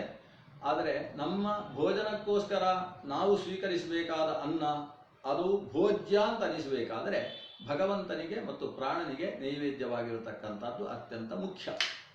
ಈಗ ಸಾಂದರ್ಭಿಕವಾಗಿ ಬಂದದ್ರಿಂದ ಇನ್ನೊಂದು ವಿಷಯ ಹೇಳಬೇಕು ನಾನು. ಅನ್ಯದೇವಸ್ಯ ನೈವೇದ್ಯಂ ಭುಕ್ತ್ವಾ ಚಾಂದ್ರಾಯಣಂ ಚರೇತ್ ಅನ್ನುವುದು ಅನುಷ್ಠಾನದಲ್ಲಿ ಅನೇಕ ಕ್ಲೇಶಗಳಿಗೆ ಕಾರಣವಾಗ್ತದೆ. ಗುರುಹಸ್ತೋದಕವನ್ನು ಸ್ವೀಕರಿಸಬಹುದೋ ಇಲ್ಲವೋ ಅನ್ನುವ ಗಲಾಟೆ ಕೆಲವು ಕಡೆಯಲ್ಲೆಲ್ಲ ನಡೀತದೆ. ಇನ್ನು ರುದ್ರದೇವರ ಪ್ರಸಾದವನ್ನು ಸ್ವೀಕರಿಸಬಹುದಾ? ಮಹಾಗಣಪತಿ ಹೋಮ ಅಂತ ಮನೆಯಲ್ಲಿ ಮಾಡಿದ್ದೇವೆ, ಅದರಲ್ಲಿ ಅಷ್ಟದ್ರವ್ಯ ಅನ್ನುವುದನ್ನು ಅಗ್ನಿಯಲ್ಲಿ ಆಹುತಿ ಕೊಟ್ಟಿದ್ದೇವೆ. ಆ ಅಷ್ಟದ್ರವ್ಯವನ್ನು ಪ್ರಸಾದ ರೂಪದಲ್ಲಿ ಸ್ವೀಕರಿಸಬಹುದಾ? ಯಾಕಂದರೆ ಗಣಪತಿಗೆ ನಿವೇದನೆ ಆಗಿರತಕ್ಕಂಥದ್ದಲ್ವೇ ಅದು, ಅದನ್ನು ಹೇಗೆ ಸ್ವೀಕರಿಸುವುದು? ಹೀಗೆಲ್ಲ ಸಮಸ್ಯೆಗಳು ಬರ್ತವೆ. ಇಲ್ಲೆಲ್ಲ ನಮ್ಮಲ್ಲಿ ಒಂದು ಮುಖ್ಯವಾಗಿ ಗೊತ್ತಿರಬೇಕಾದ ವಿಷಯ ಅಂದರೆ, ನಾವು ಯಾವ ದೇವರಿಗೆ ನೈವೇದ್ಯ ಮಾಡುವುದಾದರೂ ಅವರ ಅಂತರ್ಯಾಮಿಯಾದ ಭಗವಂತನ ಚಿಂತನೆಯ ಜೊತೆಗೆ ನಡೆಸಬೇಕು ಅನ್ನುವುದನ್ನು ಆಚಾರ್ಯರು ತಂತ್ರಸಾರ ಸಂಗ್ರಹದಲ್ಲಿ ಸ್ಪಷ್ಟವಾಗಿ ಹೇಳಿದ್ದಾರೆ. ತತ್ತದ್ದೇವ ಗತಂ ಹರಿಂ ಸ್ಮರನ್, ಆಯಾಯ ದೇವತೆಗಳಲ್ಲಿ ಇರುವ ಶ್ರೀಹರಿಯನ್ನು ಸ್ಮರಣೆ ಮಾಡಿಕೊಂಡು ಅದನ್ನು ನೈವೇದ್ಯ ಮಾಡಬೇಕು. ಈ ರೀತಿ ಶುದ್ಧಾಂತಃಕರಣದಿಂದ ಸರ್ವಾಂತರ್ಯಾಮಿಯಾಗಿ ಗಣಪತಿಯಲ್ಲಿ ವಿಶ್ವಂಭರ ನಾಮಕನಾಗಿ, ರುದ್ರದೇವರಲ್ಲೂ ಅಂತಸ್ಥಿತನಾಗಿ ಸಂಕರ್ಷಣ ನರಸಿಂಹ ಸ್ವರೂಪದಿಂದ ಭಗವಂತ ಇದ್ದಾನೆ. ಆ ಭಗವಂತನೇ ಸರ್ವೋತ್ಕೃಷ್ಟ. ಅವನು ಸ್ವೀಕರಿಸಿದ್ರೇನೆ ಉಳಿದವರಿಗೆಲ್ಲ ಅದರಿಂದ ತೃಪ್ತಿ ಸಿಗತಕ್ಕಂಥದ್ದು. ಹೇಗೆ? ಯಥಾ ತರೋರ್ ಮೂಲ ನಿಷೇಚನೇನ ತೃಪ್ಯಂತಿ ತತ್ಸ್ಕಂಧ ಭುಜೋಪಶಾಖಾಃ ಪ್ರಾಣೋಪಹಾರಾಚ್ಚ ಯಥೇಂದ್ರಿಯಾಣಾಂ ತಥಾರ್ಹಣಂ ಕೇವಲಂ ಅಚ್ಯುತೇಜ್ಯ. ಆ ಭಗವಂತನ ನೈವೇದ್ಯ ಅನ್ನುವುದು ಮರದ ಬುಡಕ್ಕೆ ನೀರು ಸುರಿದ ಹಾಗೆ. ಅಲ್ಲಿಗೆ ಸುರಿಯಿತು ಅಂತಾದರೆ ಆವಾಗ ಮರದ ಶಾಖೋಪಶಾಖೆಗಳೆಲ್ಲ ಹೇಗೆ ತಾನಾಗಿ ಶಕ್ತಿಯನ್ನು ಪಡೆದು ಬಿಡ್ತಾವೋ ಹಾಗೆ ಭಗವಂತನಿಗೆ ನೈವೇದ್ಯವಾಯಿತು ಅಂದರೆ ಉಳಿದೆಲ್ಲ ದೇವತೆಗಳಿಗೂ ಕೂಡ ತುಂಬಿದ ಹಾಗೆ. ಆದ್ದರಿಂದ ಆಯಾಯ ದೇವತಾಂತಸ್ಥಿತ ಭಗವಂತನನ್ನು ಉದ್ದೇಶಿಸಿಯೇ ನೈವೇದ್ಯವನ್ನು ನಡೆಸುವಂತಹದ್ದು ವಿಧಾನ. ಈ ಕ್ರಮದಿಂದ ಯಾವ ದೇವರಿಗೆ ನೈವೇದ್ಯವನ್ನು ನಡೆಸಿದರೂ ಕೂಡ ಆ ದೇವತೆಗಳು ನಮಗಿಂತ ಶ್ರೇಷ್ಠ ದೇವತೆಗಳು ಹೌದು, ಅವರು ಮಾರ್ಗೋಪದರ್ಶಕ ಅಪರೋಕ್ಷ ಜ್ಞಾನಿಗಳಾಗಿರುವ ಕಾರಣದಿಂದ ಆ ಶೇಷವನ್ನು ಮನೆಯಲ್ಲಿ ಹೇಗೆ ಹಿರಿಯರು ಬ್ರಾಹ್ಮಣರು ಭೋಜನ ಮಾಡಿ ಉಳಿದದ್ದನ್ನು ಅವರ ಭೋಜನ ಮುಗಿದ ಮೇಲೆ ಪಾತ್ರೋಚ್ಚಿಷ್ಟವನ್ನು ನಾವು ಹೇಗೆ ಸ್ವೀಕರಿಸ್ತೇವೋ ಆ ಕ್ರಮದಲ್ಲಿ ದೇವತೆಗಳ ಪ್ರಸಾದವನ್ನು ಸ್ವೀಕರಿಸುವುದನ್ನು ತೀರಾ ತಪ್ಪು ಅಂತ ನಾವು ಹೇಳುವುದಕ್ಕೆ ಸಾಧ್ಯ ಇಲ್ಲ.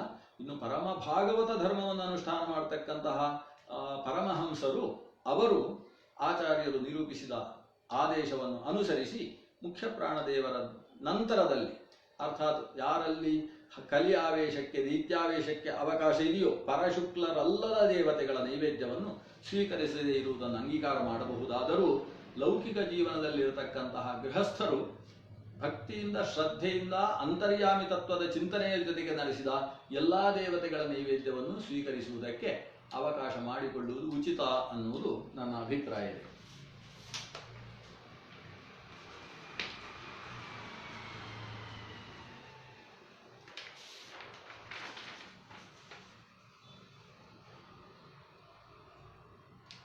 ಬೇರೆಯವರ ಮೃತದೇಹವನ್ನು ಮುಟ್ಟಿದರೆ 10 ದಿನ ಆಚರಣೆ ಮಾಡಬೇಕೇ? ಪೂಜೆ ಇತ್ಯಾದಿ ಮಾಡಬಹುದೇ? ಈ ಸಂಶಯ ಅನೇಕ ಲೌಕಿಕರಿಗೆ ಬರ್ತದೆ. ಹಿಂದಿನ ಕಾಲದಲ್ಲಿ ಈ ಸಮಸ್ಯೆ ಇರಲಿಲ್ಲ. ಯಾಕಂದರೆ ಸತ್ತಂತಹ ವ್ಯಕ್ತಿಗೆ ಕನಿಷ್ಠ 4 ಜನ ಗಂಡು ಮಕ್ಕಳು ಇರ್ತಿದ್ರು, ಸಾಮಾನ್ಯ ಒಂದು 5-6 ಜನ ಗಂಡು ಮಕ್ಕಳಾದರೂ ಇರ್ತಿದ್ರು. ಹಾಗಾಗಿ ಆತನನ್ನು ಹೊರುವುದಕ್ಕೆ 4 ಜನ ಇರ್ತಿದ್ರು, ಇನ್ನೊಬ್ಬ ಅಗ್ನಿಯನ್ನು ಹಿಡ್ಕೊಂಡು ಹೋಗುವುದಕ್ಕೆ ಇದಕ್ಕೆ ಅವಕಾಶ ಇತ್ತು. ಅದರಿಂದ ಸಮಸ್ಯೆ ಇರಲಿಲ್ಲ, ಬೇರೆಯವರು ಮುಟ್ಟಬೇಕಾದಂತಹ ಪ್ರಸಂಗ ಇರಲಿಲ್ಲ. ಇವತ್ತು ಬೇರೆಯವರು ಮುಟ್ಟುವುದು ಅನಿವಾರ್ಯವಾಗಿದೆ. ಯಾಕಂದರೆ ಎತ್ತಿಕೊಂಡು ಹೋಗುವುದಕ್ಕೆ ಒಬ್ಬ ಮಗ ಅಥವಾ ಒಬ್ಬಳು ಮಗಳು ಮಾತ್ರ ಇದ್ದಾಗ 4 ಜನ ಬೇರೆಯವರೇ ಮುಟ್ಟಬೇಕಾದಂತಹ ಪ್ರಸಂಗ ಇವತ್ತು ಬಂದಿದೆ. ಶವಸ್ಪರ್ಶವಾದ ನಂತರ ಅವನಿಗೂ 10 ದಿವಸ ಆಶೌಚ ಇದೆಯೋ ಅಂತ ಈ ಪ್ರಶ್ನೆಯನ್ನು ಇವರು ಕೇಳಿದ್ದಾರೆ. ಅವರಿಗೆ ಆಶೌಚ ಇರುವುದಿಲ್ಲ, 10 ದಿವಸದ ಆಶೌಚ ಅವರಿಗೆ ಇರುವುದಿಲ್ಲ. ಯಾಕಂದರೆ ಬೇರೆಯವರ ಶವಸ್ಪರ್ಶ ಅಂದರೆ ಇವರ ಜ್ಞಾತಿಗಳಲ್ಲ, ಸಪಿಂಡರಲ್ಲ, ಆ ಶೌಚ ಕೊಡತಕ್ಕಂತಹ ವ್ಯಕ್ತಿ ಅಲ್ಲ. ಆದ್ದರಿಂದ ಅವರಿಗೆ ಉಪಕಾರ ಮಾಡುವುದಕ್ಕೋಸ್ಕರ ಶವವನ್ನು ಮುಟ್ಟಬೇಕಾದ ಸ್ಥಿತಿ ಬಂತು ಅಂತಾದರೆ ಇವರಿಗೆ ಆ ಶೌಚ ಇರುವುದಿಲ್ಲ. ಮತ್ತೆ ಅಶುಚಿ ಇರ್ತದೆ. ಏನು ಅಶುಚಿ? ಶವಸ್ಪರ್ಶದ ನಿಮಿತ್ತದಿಂದ ಬಂದಂತಹ ಸ್ಮಶಾನ ಗಮನದ ಕಾರಣದಿಂದ ಉಂಟಾಗಿರತಕ್ಕಂಥ ಅಶುಚಿ. ಆ ಅಶುಚಿಯನ್ನು ಪರಿಹರಿಸುವುದಕ್ಕೆ ಶಾಸ್ತ್ರವೇ ಕ್ರಮವನ್ನು ಹೇಳಿದೆ. ಆತ ತನ್ನ ಗೃಹಕ್ಕೆ ಬಂದು ಅಥವಾ ಮಹಾನದಿ ಅಲ್ಲಿ ಸಮೀಪದಲ್ಲಿರತಕ್ಕಂಥ ನದಿ ಅಲ್ಲಿಗೆ ಹೋಗಿ ತನ್ನ ಸವಸ್ತ್ರ ಸ್ನಾನ ಸಚೇಲ ಸ್ನಾನವನ್ನು ಮಾಡತಕ್ಕದ್ದು. ತನ್ನ ವಸ್ತ್ರದ ಶುದ್ಧಿಗೋಸ್ಕರ ಗೋಮಯ ಮತ್ತು ಮೃತ್ತಿಕಾ ಸ್ನಾನ ಗೋಮಯ ಸ್ನಾನವನ್ನು ತಾನು ಸವಸ್ತ್ರದಿಂದ ತಾನು ಆಚರಿಸಿಕೊಳ್ಳಬೇಕು. ನೀರಿನಲ್ಲಿ ಮುಳುಗು ಹಾಕಬೇಕು ಅಥವಾ ಮನೆಯಲ್ಲಿಂದಾದರೆ ನೀರು ಹಾಕ್ಕೊಳ್ಬೇಕು.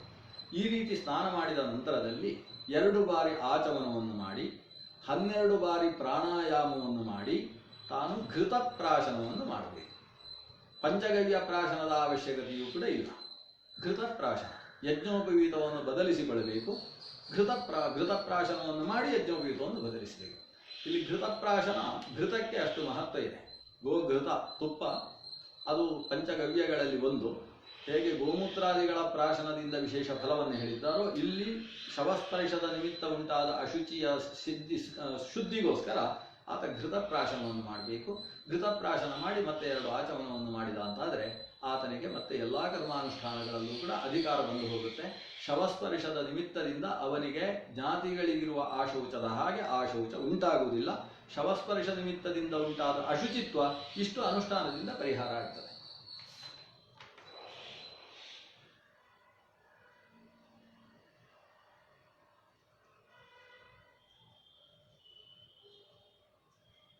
ಮನೆಯಲ್ಲಿ ಪುರುಷರು ಜಪ ಪೂಜೆ ಪಾರಾಯಣ ಮಾಡುವಾಗ ಮಂತ್ರವನ್ನು ಮನಸ್ಸಿನಲ್ಲಿ ಪಠಿಸಬೇಕೇ ಅಥವಾ ಶಬ್ದವಾಗಿಯೂ ಹೇಳಬಹುದೇ, ಗಟ್ಟಿಯಾಗಿಯೂ ಹೇಳಬಹುದೇ ಅಂತ.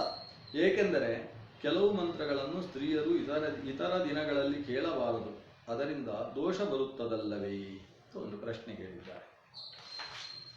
ಇದರಲ್ಲಿ 2 ಪ್ರಶ್ನೆ ಅಡಕಾಗಿದೆ. ಈಗ ಮಂತ್ರವನ್ನು ಜಪ ಮಾಡುವಾಗ 3 ಕ್ರಮ ಅವಕಾಶ ಇದೆ. ಒಂದು, ಮನಸ್ಸಿನಲ್ಲೇ ಹೇಳಿಕೊಳ್ಳುವುದು, ಮನಸ್ಸಿನಲ್ಲಿ ಉಚ್ಚರಿಸುವುದು ಅಂತ ಹೇಳ್ತೇವೆ. ಏನಿದು ಮನಸ್ಸಿನಲ್ಲಿ ಉಚ್ಚರಿಸುವುದು ಅಂದರೆ ಆ ಮಂತ್ರದ ಅಷ್ಟೂ ಅಕ್ಷರಗಳನ್ನು ಮನಸ್ಸಿನಲ್ಲೇ ಹೇಳಿಕೊಳ್ಳುವುದು. ಆಗ ಬಾಯಿ ಅಲುಗಾಡುವುದೇ ಇಲ್ಲ, ಒಳಗಿನಿಂದ ಅಕ್ಷರದ ಚಿಂತನೆ ಮಾಡಿಕೊಳ್ತೇವೆ. ಅದು ನಾರಾಯಣಾಯ ಅಂತಿದ್ರೆ ಮನಸ್ಸಿನಲ್ಲೇ ನಾರಾಯಣಾಯ ಅಂತ ಅವುಗಳ ಆನುಪೂರ್ವಿಯನ್ನು ಆಲೋಚನೆ ಮಾಡ್ತೇವೆ. ಇದು ಎಲ್ರಿಗೂ ಕೂಡ ಬಹಳ ಸುಲಭವಾಗಿ ಮಾಡಲಿಕ್ಕೆ ಸಾಧ್ಯವಿರತಕ್ಕಂತಹ ಜಪ. ಇದಕ್ಕೆ ಮಾನಸ ಜಪ ಅಂತ ಹೆಸರು. ಇನ್ನೊಂದು ಉಪಾಂಶು ಜಪ ಅಂತ ನಂತರದ್ದಿದೆ. ಅಂದರೆ ತಾನು ತುಟಿ ಅಲುಗಾಡಿಸ್ತಾನೆ, ಪುಸ್ ಪುಸ್ ಅಂತ ಗಾಳಿ ಹೊರಗೆ ಬರ್ತದೆ, ಶಬ್ದವೂ ಹೊರಗೆ ಬರ್ತದೆ, ಆದರೆ ಆ ಶಬ್ದ ಅವನ ಕಿವಿಯನ್ನು ಬಿಟ್ಟು ಪಕ್ಕದವರಿಗೆ ಕೇಳಿಸುವುದಿಲ್ಲ. ಇದಕ್ಕೆ ಉಪಾಂಶು ಜಪ ಅಂತ ಹೇಳ್ತಾರೆ. ಓಂ ನಮೋ ನಾರಾಯಣಾಯ ಅಂತ ಇದು ಹೇಳಿದರೆ ಇದು ಜೋರಾಯಿತು. ಹಾಗಲ್ಲ, ಒಳಗಿಂದ ಉಚ್ಚರಿಸ್ತೇವೆ, ಅದು ನಮಗೆ ಮಾತ್ರ ಕೇಳಿಸುತ್ತೆ, ಉಳಿದವರಿಗೆ ಕೇಳಿಸುವುದಿಲ್ಲ. ಇದು ಉಪಾಂಶ. ಇದಕ್ಕಿಂತ ಜಾಸ್ತಿ ಅಂದರೆ ಉಚ್ಚೈಹಿ, ಪಕ್ಕದಲ್ಲಿರುವವನಿಗೆ ಕೇಳಿಸುವ ಹಾಗೆ ಅಥವಾ ಪಕ್ಕದ ಕೋಣೆಯಲ್ಲಿದ್ದವನಿಗೂ ಕೇಳಿಸುವ ಹಾಗೆ ಹೇಳಿದರೆ ಅದು ಉಚ್ಚೈಹಿ, ಅತ್ಯುಚ್ಚೈಹಿ, ಅದು ಘೋಷ ಸ್ವರೂಪ, ಎಲ್ಲ ಅನೇಕ ಕ್ರಮದಿಂದ. ಹೀಗೆ ಜಪ ಅನ್ನೋದು 3 ಥರ: ಉಚ್ಚೈಹಿ, ಉಪಾಂಶು ಮತ್ತು ಮಾನಸ ಜಪ ಅಂತ 3 ಥರ ಇದೆ. ಇದರಲ್ಲಿ ಅತ್ಯಂತ ಶ್ರೇಷ್ಠವಾದದ್ದು ಮಾನಸ ಜಪ. ಆದ್ರಿಂದ ನಾವು ಯಾವತ್ತೂ ಕೂಡ ಮಾನಸ ಜಪಕ್ಕೆ ಹೆಚ್ಚು ಪ್ರಾಧಾನ್ಯವನ್ನು ಕೊಡಬೇಕು, ಅದು ಶ್ರೇಷ್ಠವಾದದ್ದು. ಆದರೆ ಶ್ರೇಷ್ಠವಾದದ್ರಲ್ಲಿ ಕ್ಲೇಶ ಜಾಸ್ತಿ ಇರ್ತದೆ. ಮಾನಸ ಜಪ ಮಾಡ್ತಾ ಇದ್ದಾಗ ಕೆಲವರಿಗೆ ನಿದ್ದೆ ಬರುವ ಸಾಧ್ಯತೆ ಇದೆ, ಅಥವಾ ಮಾನಸವಾಗಿ ಜಪ ಅಂತ ಹೇಳಿದರೆ ಅಲ್ಲೆಲ್ಲೋ ಹಾರಿ ಹೋಗುವಂತಹ ಸಾಧ್ಯತೆಗಳುಂಟು. ಇವೆಲ್ಲಕ್ಕಿಂತ ಬಾಯಿಯಲ್ಲಿ ಶಬ್ದ ಉಚ್ಚಾರಣೆ ಆಗ್ತಾ ಇದ್ದರೆ ಕೊನೆ ಪಕ್ಷದಲ್ಲಿ ಜಪ ಆದರೂ ಸರಿಯಾಗಿ ನಡೆಯುತ್ತೆ, ಮನಸ್ಸಲ್ಲಿ ಆದರೂ ಹೋಗಿದ್ರು ಕೂಡ. ಮಾನಸ ಜಪದಲ್ಲಿ ಇನ್ನಷ್ಟು ಕ್ಲೇಶ ಏನು ಅಂತ ಹೇಳಿದರೆ, ತನ್ನ ಮನಸ್ಸು ಆ ಅಕ್ಷರಗಳ ಕಡೆಗೂ ಯೋಚನೆ ಇರಬೇಕು, ಅದರ ಧ್ಯೇಯ ಸ್ವರೂಪದ ಅಥವಾ ಅಕ್ಷರಾರ್ಥದ ಚಿಂತನೆಯೂ ಇರಬೇಕು. ಇದು ಎರಡೂ ಸೇರಿಕೊಳ್ಳುವುದು ಕಷ್ಟ ಇದೆ. ಅದಕ್ಕಿಂತ ಮನಸ್ಸಿನಲ್ಲಿ ಆ ಧ್ಯೇಯ ಸ್ವರೂಪ, ಸೂರ್ಯಮಂಡಲದ ಮಧ್ಯದಲ್ಲಿ ನಾರಾಯಣನಿದ್ದಾನೆ ಅಂತ ಧ್ಯೇಯ ಸ್ವರೂಪವನ್ನು ಚಿಂತನೆ ಮಾಡ್ತಾ ಬಾಯಿಯಲ್ಲಿ ಅಕ್ಷರಗಳ ಉಚ್ಚಾರಣೆ ನಡೀತಾ ಇದ್ರೆ, ಜಪ ವ್ಯಕ್ತಾಯಾಮ್ ವಾಚಿ ಅಂತ ಬಾಯಿಯಲ್ಲಿ ಆ ಶಬ್ದ ಬರ್ತಾ ಇದ್ರೆ ಆ ಜಪಕ್ಕೆ ಒಂದು ಸೊಗಸಿದೆ. ಆದ್ದರಿಂದ ಸಾಮಾನ್ಯವಾಗಿ ಹೆಚ್ಚಿನವರು ಉಪಾಂಶು ಜಪವನ್ನು ಆರಿಸಿಕೊಳ್ತಾರೆ. ಇದರಲ್ಲಿ ಯಾವ ಸಮಸ್ಯೆಯೂ ಇಲ್ಲ. ಉಚ್ಚೈಹಿ ಜಪ ಅನ್ನೋದು ಕೆಲವು ಕಡೆಯಲ್ಲಿ ಇನ್ನಷ್ಟು ಉಪಯುಕ್ತವಾಗ್ತದೆ. ಯಾಕಂದರೆ ತಾನು ಗಟ್ಟಿಯಾಗಿ ಜಪ ಮಾಡುವುದರಿಂದ ಅದು ಮನಸ್ಸಿಗೆ ಒತ್ತಿ ನಿಲ್ಲುವುದಕ್ಕೆ ಅವಕಾಶ ಇದೆ. ಗಟ್ಟಿ ಹೇಳಿದಷ್ಟು ಮನಸ್ಸಿನಲ್ಲಿ ಒತ್ತುವುದು ಜಾಸ್ತಿ. ಆದ್ದರಿಂದ ಉಚ್ಚ ಜಪವೂ ಕೂಡ ಕೆಲವು ಸಂದರ್ಭದಲ್ಲಿ ಉಪಯುಕ್ತವಾಗ್ತದೆ. ಈಗ ಸಮಸ್ಯೆ ಬಂದಿರುವುದು, ನಮ್ಮ ಮನೆಯವರು ಗಟ್ಟಿಯಾಗಿ ಮಂತ್ರವನ್ನು ಉಚ್ಚರಿಸ್ತಾರೆ, ಆದರೆ ರಜಸ್ವಲ ಸಂದರ್ಭ ಇತ್ಯಾದಿಗಳಲ್ಲಿ ಮಂತ್ರವನ್ನು ನಾವು ಕೇಳಬಾರದು ಅಂತ ಶಾಸ್ತ್ರದಲ್ಲಿ ಉಂಟು. ಅವರ ಹತ್ರ ಮೆಲ್ಲ ಹೇಳಿದ್ದೆ ಹೇಳುವ ಹಾಗೂ ಇಲ್ಲ, ನಾನು ಮಾತಾಡುವ ಹಾಗಿಲ್ಲ ಅವರು ಆ ದೇವರ ಪೂಜೆ ಇತ್ಯಾದಿಗಳಲ್ಲಿ ತೊಡಗಿರುವಾಗ ಅಂತ ಗಟ್ಟಿ ಹೇಳಿದ್ದು ನಮಗೆ ಕೇಳಿಸುತ್ತೆ, ನಾವು ಕೇಳಿದ್ರಿಂದ ನಮಗೆ ದೋಷ ಬರ್ತಲ್ವಾ ಅಂತ ಒಂದು ಪ್ರಶ್ನೆಯನ್ನು ಅವರು ಕೇಳಿದ್ದಾರೆ. ಈ ಪ್ರಶ್ನೆಗೆ ಇನ್ನೊಂದು ಸೇರಿಸಿಕೊಳ್ಳಬಹುದು, ನಮಗೆ ಕೇಳಿಸಿದ್ರಿಂದ ಅವರಿಗೂ ದೋಷ ಬರುವುದಿಲ್ಲವೇ ಅಂತ ಇನ್ನೊಂದು ಸೇರಿಸಿಕೊಳ್ಳಬಹುದು. ವಸ್ತುತಃ ನಾನು ಆ ಪತಿಗೆ ನಿರ್ದೇಶನ ಕೊಡುವುದು, ತನ್ನ ಪತ್ನಿ ರಜಸ್ವಲೆಯಾಗಿದ್ದಾಗ ಹಿಂದಿನ ಕಾಲದಲ್ಲಿ ಪಕ್ಕದಲ್ಲಿ ಇನ್ನೊಂದು ಬಿಡಾರ ಇರ್ತಿತ್ತು, ಅಲ್ಲಿಯೇ ವಾಸ ಮಾಡ್ತಕ್ಕಂಥ ರೀತಿಯಲ್ಲಿ ದೇವರ ಕೋಣೆ ಪ್ರತ್ಯೇಕ, ಮನೆ ಪ್ರತ್ಯೇಕ, ಸಮಸ್ಯೆ ಇರ್ತಿರ್ಲಿಲ್ಲ. ಇವತ್ತು ನಾವು ಪಟ್ಟಣದ ವಾತಾವರಣದಲ್ಲಿ ಮನೆಯಲ್ಲೇ ಅವರಿಗೊಂದು ಪ್ರತ್ಯೇಕ ವ್ಯವಸ್ಥೆಯನ್ನು ಮಾಡ್ತಾ ಇರುವುದರಿಂದ ನಾವು ದೇವರ ಕೋಣೆಯಲ್ಲಿ ಉಚ್ಚರಿಸಿದ್ದು ಅವರಿಗೆ ಕೇಳಿಯೇ ಕೇಳಿಸ್ತದೆ. ಆದ್ರಿಂದ ನಾವು ಉಪಾಂಶು ಅಥವಾ ಮಾನಸ ಜಪವನ್ನು ಅನುಷ್ಠಾನ ಮಾಡಿಕೊಳ್ಳುವಂತಹದ್ದು ಉಚಿತ. ಇನ್ನು ವಾಯುಸ್ತುತಿ ಇತ್ಯಾದಿ ರಚಿತ ಮಂತ್ರಗಳೇ, ಅದು ಮಂತ್ರವೇ ಮಹಾಶಕ್ತಿಶಾಲಿಯೇ ಆಗಿದ್ರೂ ಕೂಡ ಅದನ್ನು ಗಟ್ಟಿಯಾಗಿ ಉಚ್ಚರಿಸಿದರೆ ಹೆಚ್ಚು ದೋಷವಾಗಲಿಕ್ಕಿಲ್ಲ. ಆದರೆ ಗಾಯತ್ರಿ, ಅಷ್ಟಾಕ್ಷರ ಮಹಾಮಂತ್ರಾದಿಗಳನ್ನು ನಾವು ಉಚ್ಚರಿಸುವಾಗ ಉಪಾಂಶು ಪದ್ಧತಿಯನ್ನು ಆ ಸಂದರ್ಭದಲ್ಲಾದರೂ 4-5 ದಿವಸಗಳಲ್ಲಿ ಅನುಷ್ಠಾನ ಮಾಡುವಂತಹದ್ದು ಉಚಿತ. ಹೀಗಿದ್ದು ನಮಗೆ ಗಟ್ಟಿ ಹೇಳದೆ ಹೋದರೆ ಜಪ ಮಾಡಿದ್ದೇ ಮನಸ್ಸಿಗೆ ಸಮಾಧಾನ ಆಗುವುದಿಲ್ಲ ಅನ್ನುವ ಸ್ಥಿತಿಯಲ್ಲಿ ಗಟ್ಟಿಯಾಗಿ ಉಚ್ಚರಿಸಿದ್ದರೆ ಅದು ಬೇರೆಯವರು ಯಾರು ಅದನ್ನು ಶ್ರವಣ ಮಾಡಬಾರದು ಅವರಿಗೆ ಶ್ರವಣ ಮಾಡಿಸಿದ ನಿಮಿತ್ತದಿಂದ ಒಂದು ಅಲ್ಪ ಸ್ವಲ್ಪ ದೋಷ ಬರಬಹುದು. ಆದರೆ ಆ ದೋಷ ನಾವು ಮಾಡಿದ ಜಪದ ಶಕ್ತಿಯಿಂದಾಗಿ ಕ್ಷೀಣಿಸಬಹುದು ಅಂತ ನಾನು ಅಂದುಕೊಳ್ತೇನೆ. ಸ್ತ್ರೀಯರು ಈ ಸಂದರ್ಭದಲ್ಲಿ ಮಂತ್ರವನ್ನು ಕೇಳಬೇಕು ಅಂತ ಹಠಬಿದ್ದು ಕೇಳಿದರೆ ದೋಷವಾಗ್ತದೆ. ಆದರೆ ಅಚಾನಕ್ಕಾಗಿ ಮಂತ್ರಗಳು ಕಿವಿಗೆ ಬಿತ್ತು ಅಂತಾದರೆ ಆವಾಗ ಅದು ದೋಷ ಅಲ್ಲ. ಇಂತಹ ಮಾತುಗಳು ಬ್ರಹ್ಮಸೂತ್ರ ಭಾಷ್ಯದಲ್ಲೂ ಒಂದು ಸಂದರ್ಭದಲ್ಲಿ ಬರ್ತದೆ. ಶ್ರವಣೆ ಜತುಪೂರಣಂ ಅಂತ ಇತ್ಯಾದಿ ಮಾತುಗಳೆಲ್ಲ ಬರ್ತಾರೆ. ಅದು ಯಾವಾಗ ಅಂದರೆ ತಾವು ಕೇಳಬೇಕು ಅಂತ ಹೇಳಿ ಹಠ ಹಿಡಿದು ಏನು ಕೇಳಿದರೆ ಏನಾಗ್ತದೆ ಅನ್ನುವ ರೀತಿಯ ನಾಸ್ತಿಕ್ಯ ಪ್ರಜ್ಞೆಯಿಂದ ಕೇಳಿಸಿಕೊಂಡಾಗ ದೋಷವೇ ಹೊರತು ಅದು ತಾನಾಗಿ ಕಿವಿಗೆ ಬಿದ್ದು ಕೇಳಿದರೆ ಅದು ದೋಷವಾಗುವುದಿಲ್ಲ ಅಂತ ನನ್ನ ಭಾವನೆ ಇದೆ. ಆದ್ದರಿಂದ ಆ ರೀತಿ ಶ್ರವಣ ಕಿವಿಗೆ ಬಿತ್ತು ಅಂತಾದರೆ, ಮಂತ್ರಗಳ ಶ್ರವಣವಾಯಿತು ಅಂತಾದರೆ ಅದರಿಂದ ದೋಷ ಬಂದಿದೆ ಅಂತ ಆಲೋಚಿಸಬೇಕಾಗಿಲ್ಲ. ನಾವು ಬೇಕು ಅಂತ ಅದನ್ನು ಕೇಳದೇ ಇರುವ ಹಾಗೆ ಇದ್ದರೆ ಸಾಕಾಗ್ತದೆ. ಆದರೂ ಪತಿಯಂದಿರು ಆ ಸಮಯದಲ್ಲಾದರೂ ಮಂತ್ರವನ್ನು ಉಪಾಂಶು ಜಪಿಸತಕ್ಕಂಥದ್ದು ಹೆಚ್ಚು ಉಚಿತವಾಗಿರುತ್ತದೆ. ಇನ್ನೊಬ್ಬರು ಇದೇ ರೀತಿಯಲ್ಲಿ ಪ್ರಶ್ನೆ ಕೇಳಿದ್ದಾರೆ. ನನ್ನ ಪತಿ ವಾಯುಸ್ತುತಿ ಗಟ್ಟಿಯಾಗಿ ಹೇಳುವಾಗ ನನಗೆ ಕೇಳಿ ಮನಸ್ಸಿನಲ್ಲಿ ಆ ಮಂತ್ರ ಹೇಳುವಂತೆ ಆಗುತ್ತದೆ, ಅದರಿಂದ ದೋಷವಿಲ್ಲವೇ ಅಂತ ಕೇಳಿದ್ದಾರೆ. ಅಂದರೆ ವಾಯುಸ್ತುತಿಯನ್ನು ಹೆಂಗಸರು ಹೇಳಬಾರ್ದು ಅಂತ ದೃಢವಾಗಿ ನಂಬಿದವರು ಇವರು. ಆದ್ದರಿಂದ ವಾಯುಸ್ತುತಿ ಅವರು ಹೇಳಿದಾಗ ನನಗೆ ಅವರಿಗೆ ಬಾಯಿಗೆ ಬರದೇ ಹೋದರೂ ನನಗೆ ಬಾಯಿಗೆ ಬಂದು ಹೋಗಿದೆ. ಈಗ ನನಗೆ ವಾಯುಸ್ತುತಿ ಮನಸ್ಸಿನಲ್ಲಿ ನಾನೇ ಹೇಳಿಕೊಳ್ಳುವಂತಹ ಪ್ರಸಂಗ ಬಂದಿದೆ. ನಾನು ಹೀಗೆ ವಾಯುಸ್ತುತಿ ಹೇಳಿಕೊಂಡ್ರೆ ಅದು ಸ್ತ್ರೀಯರು ಹೇಳಿದ ಹಾಗಾಯಿತು, ತಪ್ಪಾಗುವುದಿಲ್ವೇ ಅಂತ ಅವರು ಕೇಳಿದ್ದಾರೆ. ವಾಯುಸ್ತುತಿಯನ್ನು ಸ್ತ್ರೀಯರು ಹೇಳಿದರೆ ತಪ್ಪಾಗ್ತದೆ ಅನ್ನುವುದರ ಬಗ್ಗೆ ಪಂಡಿತರು ಸೇರಿ ವಿಮರ್ಶೆ ನಡೆಸಬೇಕಾದ ವಿಷಯ. ಅದೊಂದು ಮಹಾಮಂತ್ರ ಅನ್ನುವ ಉದ್ದೇಶದಿಂದ ಸ್ತ್ರೀಯರಿಗೆ ಅದನ್ನು ಪಠಿಸುವ ಅನಿವಾರ್ಯತೆ ಇಲ್ಲ ಅನ್ನುವ ಕಾರಣದಿಂದ ಅದನ್ನು ಬಿಟ್ಟಿದ್ದಾರೆ. ಹಿರಿಯರು ವಿದ್ಯಾಮಾನ್ಯ ತೀರ್ಥರಲ್ಲೂ ಒಂದು ಬಾರಿ ಪ್ರಶ್ನೆ ಮಾಡಿದಾಗ ಸ್ತ್ರೀಯರು ವಾಯುಸ್ತುತಿ ಪಠಿಸುವುದು ಬೇಡ ಅಂತ ಅವರು ಹೇಳಿದರು. ಯಾಕಂದರೆ ಅದು ಮಂತ್ರ ಸದೃಶವಾಗಿ ಪೀಠಾಧಿಪತಿಗಳೆಲ್ಲ ಪಠಿಸ್ತಾ ಇರತಕ್ಕಂತಹ ಮಹಾಮಂತ್ರ, ಅದು ಪುರಶ್ಚರಣ ಇತ್ಯಾದಿ ವಿಧಾನಗಳಿದ್ದಾವೆ. ಹಾಗಾಗಿ ಅದನ್ನು ಸ್ತ್ರೀಯರು ಪಠಿಸುವುದು ಬೇಡ ಅಂತ. ಹಾಗೆ ಅಂತೇಳಿ ಸ್ತ್ರೀಯರು ಶ್ರವಣ ಮಾಡಿದರೆ ಅದರಿಂದ ದೋಷ ಬರುವುದಿಲ್ಲ. ವೇದ ಮಂತ್ರಗಳನ್ನು ತತ್ರಾಪಿ ಬ್ರಾಹ್ಮಣೀ ನಾರಿ ಪಠೇತ್ ಗ್ರಂಥಪುರಸ್ವರಂ ಇತ್ಯಾದಿ ಮಾತುಗಳಿರುವಾಗ ಬ್ರಾಹ್ಮಣ್ಯದ ಅನುಷ್ಠಾನದಲ್ಲಿ ತೊಡಗಿರತಕ್ಕಂತಹ ನಾರಿಯರು ವಾಯುಸ್ತುತಿ ಇತ್ಯಾದಿಗಳನ್ನು ಕೇಳಿದ್ದರಿಂದ ಪುಣ್ಯ ವಿಶೇಷ ಪ್ರಾಪ್ತಿಯಾದೀತೆ ಹೊರತು ಅವರಿಗೆ ಪಾಪ ಬರುವುದಕ್ಕಂತೂ ಸುತರಾಂ ಸಾಧ್ಯ ಇಲ್ಲ. ಏನು ವಿಧಾನಗಳುಂಟು, ಋಷಿಚ್ಛಂದೋನ್ಯಾಸಾದಿಗಳನ್ನು ಹೇಳಿಕೊಂಡು ಮುಖ್ಯ ಪ್ರಾಣನಿಗೆ ಅಭಿಷೇಕ ಮಾಡಿಕೊಂಡು ಆ ವಾಯುಸ್ತುತಿಯನ್ನು ಪಠಿಸುವುದು ಅನ್ನುವ ವಿಧಾನ ಏನಿದೆ ಅವಷ್ಟನ್ನೂ ಕ್ರಮ ಪ್ರಕಾರ ಸ್ತ್ರೀಯರು ಮಾಡುವುದು ಬೇಡ ಅಂತ ಇಷ್ಟೇ ತಾತ್ಪರ್ಯ. ವಾಯುಸ್ತುತಿಯನ್ನು ಕೇಳಿ ಅದು ಅವರ ಕಂಠಪಾಠವಾಯಿತು ಅಂತ ಹೇಳಿದರೆ ದೋಷ ಬರ್ತದೆ ಅಂತ ನಮಗಂತೂ ಅನ್ನಿಸುವುದಿಲ್ಲ. ಅದರಿಂದ ಅವಶ್ಯ ಕೇಳ್ರಿ, ಅವರು ಗಟ್ಟಿಯಾಗೇ ಹೇಳಿ. ಮನೆಯ ಗೋಡೆಗಳು ಕೂಡ ವಾಯುಸ್ತುತಿಯನ್ನು ಗಟ್ಟಿ ಹೇಳುವ ಹಾಗೆ ಆದರೆ ಇನ್ನಷ್ಟು ಒಳ್ಳೆಯದೇ. ಹಿರಿಯರು 80ಕ್ಕಿಂತ ಮೀರಿದವರು ಧಾರ್ಮಿಕ ವಿಚಾರವಾಗಿ ಯಾವುದಾದರೂ ತಪ್ಪು ಮಾಡಿದರೆ ಹಿರಿಯರು ತಿಳಿ ಹೇಳಬಹುದೇ, ಅಥವಾ ಹಿರಿಯರಿಗೆ ಹೀಗೆಲ್ಲ ಎದುರುತ್ತರ ಕೊಡಬಾರದು ಎಂದು ತಪ್ಪಾದರೂ ಸರಿ ಅಂತ ಹೇಳಿ ಸುಮ್ಮನಿರಬೇಕು ಅಂತ ಒಂದು ಪ್ರಶ್ನೆ. ಇದು ಕಾಲ, ದೇಶ, ವ್ಯಕ್ತಿ ಸಂಬಂಧಿಯಾಗಿ ತೀರಾ ಭಿನ್ನವಾಗ್ತದೆ. ಒಂದು ಉತ್ತರವನ್ನು ಕೊಟ್ಟು ಎಲ್ಲರೂ ಹೀಗೆ ಮಾಡ್ರಿ, ಎಲ್ಲರಿಗೂ ಹೀಗೆ ಮಾಡ್ರಿ ಅಂತ ಹೇಳುವಂಥದ್ದು ತುಂಬ ಕಷ್ಟ. ಪ್ರಶ್ನೆ ಸುಂದರವಾಗಿದೆ. ಹಿರಿಯರು ಧಾರ್ಮಿಕವಾಗಿ ತುಂಬ ತಪ್ತಾ ಇದ್ದಾರೆ, ನಾವು ಹಾಗೆ ಮಾಡಬಾರ್ದು ಅಜ್ಜ, ಹೀಗೆ ಮಾಡಬೇಕಲ್ವ, ಹೀಗೆ ಮಾಡಿದರೆ ದೋಷ ಬರ್ತದಲ್ವ, ಯಾಕೆ ಹೀಗೆ ಮಾಡ್ತೀರಿ, ಹೀಗೆಲ್ಲ ಹೇಳಬೇಕೋ? ಅಥವಾ ಹಿರಿಯರು ನಾವೆಲ್ಲ ಅವರಿಗೆ ಉಪದೇಶ ಮಾಡುವುದಲ್ಲ, ನಮ್ಮ ವಯಸ್ಸಲ್ಲಿದ್ದಾಗ ಚೆನ್ನಾಗಿ ಅನುಷ್ಠಾನ ಮಾಡ್ತಾ ಇದ್ರು, ಈಗ ಅವರಿಗೆ ಉಪದೇಶ ಮಾಡುವುದಾ? ಅವರು ಹೇಗಿದ್ದಾರೋ ಹಾಗಿರಲಿ ಅಂತ ಸುಮ್ಮನೆ ಹೋಗಬೇಕು ಅಂತ ಇದೊಂದು ಪ್ರಶ್ನೆ. ಇದರಲ್ಲಿ ಒಂದು ವಿಷಯ ತಿಳ್ಕೊಂಡಿರಬೇಕು. ದೊಡ್ಡವರಿಗೆ ನಾವು ಹೇಳುವುದರಿಂದ ಅವರಿಗೆ ಪ್ರೀತಿಯೇ ಉಂಟಾಗ್ತದೆ ಅಂತ ಆದರೆ, ನೀವು ಹೇಳದೇನೆ ತಪ್ಪು ಮಾಡಿದಿರಿ, ಹೇಳಬಾರ್ದಿತ್ತ ನನಗೆ ಅಂತ ಹೇಳುವಂತಹ ಪ್ರಸಂಗಗಳಿದ್ರೆ ಅದನ್ನು ಅವಶ್ಯ ಅವರಿಗೆ ಹೇಳಲೇಬೇಕು. ಉದಾಹರಣೆಗೆ ಏಕಾದಶಿ. ಒಂದು ಸಂದರ್ಭದಲ್ಲಿ ನಾನು ನನ್ನ ಸಮೀಪವರ್ತಿಗಳಲ್ಲಿ ನಡೆದ ಘಟನೆ. ಆ ಮನೆಯಲ್ಲಿ ಅನೇಕರು ಏಕಾದಶಿ ಉಪವಾಸ ಮಾಡುವುದಿಲ್ಲ, ಅವರದ್ದೇ ಆದಂತಹ ಕಾರಣಗಳಿವೆ.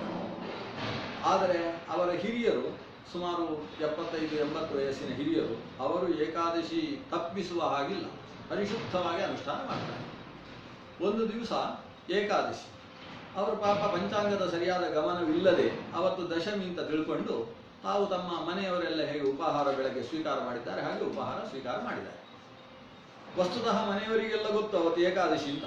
ಅವರು ಪರಸ್ಪರ ಒಳಗಿಲ್ಲೇ ಮಾತಾಡ್ತಾ ಇದ್ದಾರೆ, ಇವತ್ತು ಏಕಾದಶಿ, ಇವರು ಯಾಕೆ ಫಲಾರಕ್ಕೆ ಕೂತಿದ್ದಾರೆ, ಯಾವತ್ತು ಮಾಡುವುದಿಲ್ಲ ಅಲ್ವಾ ಅಂತ ಒಳಗಿಂದ ಮಾತಾಡ್ತಾ ಇದ್ದಾರೆ. ಆದರೆ ಅವರು ಮಾತಾಡುವುದು ಇವರಿಗೆ ಕೇಳಿಸಲಿಲ್ಲ. ಆದರೆ ಇವರ ಹತ್ರ ಬಂದು ಇವತ್ತು ಏಕಾದಶಿ ಅಲ್ವಾ ಅಂತ ಹೇಳುವಂಥ ತಪ್ಪೋ ಏನು ಅಂತ ಅಂದ್ಕೊಂಡು ಇವರು ಏಕಾದಶಿಯನ್ನು ತಿಳಿಸದೆ ಇವರು ಫಲಾಹಾರ ಮಾಡುವ ಹಾಗೆ ಮಾಡಿದರು. ಸ್ವಲ್ಪ ಹೊತ್ತಾದ ಮೇಲೆ ಯಾರ ಜೊತೆಗೋ ಮಾತಾಡಬೇಕಾದ್ರೆ ಇವತ್ತು ಏಕಾದಶಿ ಅಲ್ವಾ ಅಂತ ಅವರು ಹೇಳಿದಾಗ ಇವರಿಗೆ ಭಾರಿ ಬೇಸರವಾಗಬೇಕು. ಜೀವನದಲ್ಲಿ ಮೊದಲ ಬಾರಿ ಏಕಾದಶಿ ಇನ್ನೂ ಹಾಗಾಯ್ತಲ್ಲ, ಮನೆಯಲ್ಲಿ ಬಂದು ಕಣ್ಣೀರು ಹಾಕ್ಕೊಂಡು ಹೀಗಾಗೋಯ್ತಲ್ಲ ಅಂತೇಳಿ. ನಮ್ಗೆ ಗೊತ್ತಿತ್ತು, ನಾವು ನಿಮಗೆ ಹೇಗೆ ಹೇಳುವುದು ಅಂತ ಹೇಳಲಿಲ್ಲ. ಅವರಿಗೆ ಅದರಿಂದಲೇ ತುಂಬ ಬೇಸರವಾಯಿತು. ಅಂದರೆ ಈ ಪ್ರಕರಣವನ್ನು ಗಮನಿಸಬೇಕು ನಾವು. ಇವರು ಏಕಾದಶಿಯ ದಿವಸ ಉಪವಾಸ ಮಾಡುವರು, ಇವತ್ತು ಯಾಕೋ ವಯಸ್ಸಿನ ಕಾರಣದಿಂದ ಕೆಲವೆಲ್ಲ ನೆನಪು ಅವರಿಗೆ ಆಗ್ತಾ ಇಲ್ಲ. ಆದರೆ ಅವರಿಗೆ ತಿಳಿಸಿದರೆ ಬಹುಶಃ ಅವರಿಗೆ ಇಷ್ಟವಾಗುವ ರೀತಿಯಲ್ಲಿ ಅವರು ಇರ್ತಾರೆ. ನಾವು ತಿಳಿಸದೇ ಹೋದರೆ ಮುಂದಕ್ಕೆ ತುಂಬ ಬೇಸರ ಮಾಡಿಕೊಳ್ತಾರೆ ಅನ್ನುವ ಕಾರಣದಿಂದ ಆಗ ಅವರಿಗೆ ವಿಷಯವನ್ನು ತಿಳಿಸುವಂತಹದ್ದೇ ಉಚಿತ. ಆದರೆ ಧರ್ಮಾನುಷ್ಠಾನದಲ್ಲಿ ಏನೋ ಎಡವಟ್ಟವರು ಮಾಡ್ತಾ ಇದ್ದಾಗ ಅದು ಹಾಗೆ ಯಾಕೆ ಮಾಡ್ತೀರಿ, ಹೀಗೆ ಮಾಡಬೇಕಲ್ವಾ ಅಂತ ನಾವು ಹೇಳದೇ ಇರುವುದೇ ಹೆಚ್ಚು ಒಳ್ಳೆಯದು ಅಂತ ನನಗೆ ಅನಿಸುತ್ತೆ. ಯಾಕಂದರೆ ನೀವು ಆ ರೀತಿ ಹೇಳುವುದರಿಂದ ಅವರ ಮನಸ್ಸಿಗೆ ಬೇಸರವಾಗುವುದು ಬಿಟ್ಟು ಅವರು ಸರಿ ಮಾಡಿಕೊಳ್ಳುವಂತಹ ಸಂದರ್ಭ ಇರುವುದಿಲ್ಲ. ಅಂತಹ ಸಂದರ್ಭದಲ್ಲಿ ಎಲ್ಲಿ ನಮ್ಮ ಮಾತಿನಿಂದ ಪ್ರಯೋಜನ ಇಲ್ಲವೋ, ಎಲ್ಲಿ ವಿಪರೀತ ಪ್ರಯೋಜನ ಉಂಟಾಗ್ತದೋ ಅಂಥಲ್ಲಿ ಮಾತು ಆಡಬಾರದು ಅಂತ ವೇದವ್ಯಾಸರು ಮಹಾಭಾರತದಲ್ಲಿ ಒಂದು ಆದೇಶ ಕೊಟ್ಟಿದ್ದಾರೆ. ಆದ್ದರಿಂದ ಅಲ್ಲಿ ಮಾತಾಡುವಂಥದ್ದು ಸಮಂಜಸ ಅಲ್ಲ. ಮತ್ತೊಂದು ವಿಷಯ ತಿಳ್ಕೊಳ್ಳುವುದೇನೆಂದರೆ, ಈ 8 ವರ್ಷದ ತನಕದ ಮಕ್ಕಳು ಮತ್ತು 80 ವರ್ಷ ದಾಟಿದಂತಹ ಹಿರಿಯರು ಇವರು ಅನುಷ್ಠಾನದಲ್ಲಿ ಸ್ವಲ್ಪ ಹೆಚ್ಚು ಕಡಿಮೆ ಮಾಡಿದರೂ ಅವರಿಗೆ ದೋಷ ಇಲ್ಲ ಅಂತ ಒಂದು ಮಾತಿದೆ ಧರ್ಮಶಾಸ್ತ್ರದಲ್ಲಿ. 8ರಿಂದ ಅಶೀತಿ ಪರ್ಯಂತ, ಅಷ್ಟಕಾದಶೀತಿ ಅಂತ ಅಂದರೆ 8, 80 ಇಲ್ಲಿಯ ತನಕ ಧರ್ಮಾನುಷ್ಠಾನ, ಏಕಾದಶಿ ಉಪವಾಸ ಕ್ರಮ ಪ್ರಕಾರ ನಡೆಸಬೇಕು ಇತ್ಯಾದಿ ವಿಧಾನಗಳು. 80 ದಾಟಿದ ಮೇಲೆ ಅವರು ವೃದ್ಧರು, ಅವರ ಶಾರೀರಿಕವಾದಂತಹ ಪ್ರಕೃತಿ ಅಷ್ಟು ಗಟ್ಟಿಯಾಗಿರುವುದಿಲ್ಲ. ಆದ್ದರಿಂದ ಶರೀರ ಮಾಧ್ಯಮ ಖಲು ಧರ್ಮ ಸಾಧನ, ಆ ಶರೀರ ನೆಟ್ಟಗಿದ್ರೆ ಅಲ್ವ ಉಳಿದದ್ದೆಲ್ಲ ನಡೆಸುವುದಕ್ಕೆ ಸಾಧ್ಯವಾಗುವುದು. ಆದ್ದರಿಂದ ಅವರಿಗೆ ಈ ಎಲ್ಲ ಕಟ್ಟುನಿಟ್ಟಿನ ಆದೇಶಗಳು ಇರುವುದಿಲ್ಲ. ಅವರು ಸ್ವಲ್ಪ ವ್ಯತ್ಯಾಸ ಮಾಡಿಕೊಂಡು ಜೀವನವನ್ನು ನಡೆಸಿದರೆ ದೋಷವಾಗುವುದಿಲ್ಲ. ಆ ನಿಟ್ಟಿನಿಂದ ಅವರು ಬೆಳಗ್ಗೆ ಸಂಧ್ಯಾವಂದನೆಗೆ ಸ್ನಾನ ಮಾಡಿ, ಸಂಧ್ಯಾವಂದನೆ ಮಾಡುವುದಕ್ಕಿಂತ ಮುಂಚೆ 1 ಲೋಟ ಬಿಸಿ ನೀರು ಅಥವಾ 1 ಲೋಟ ಹಾಲು ಕುಡಿದು ಜೊತೆಗೆ ಮಾತ್ರೆಯನ್ನು ತೆಗೆದು ಆಮೇಲೆ ಸಂಧ್ಯಾವಂದನೆ ಮಾಡ್ತಾರೆ. ಇದು ತಪ್ಪು ಅದು ಅಂತ ಅವರ ಹತ್ರ ಆಕ್ಷೇಪ ಮಾಡಲಿಕ್ಕೆ ಹೋಗಬೇಡಿ. ಅವರು ಹಾಗೆ ಮಾಡುವಂತಹದ್ದೇ ಆ ವಯಸ್ಸಿನ ಧರ್ಮ ಅಂತ ತಿಳ್ಕೊಂಡು ಸಮಾಧಾನದಿಂದ ಇರತಕ್ಕಂಥದ್ದು ಉಚಿತ ಅಂತ ನಾನು ಇಷ್ಟು ನಿರ್ದೇಶನ ಕೊಡುವುದಕ್ಕೆ ಬಯಸ್ತೇನೆ.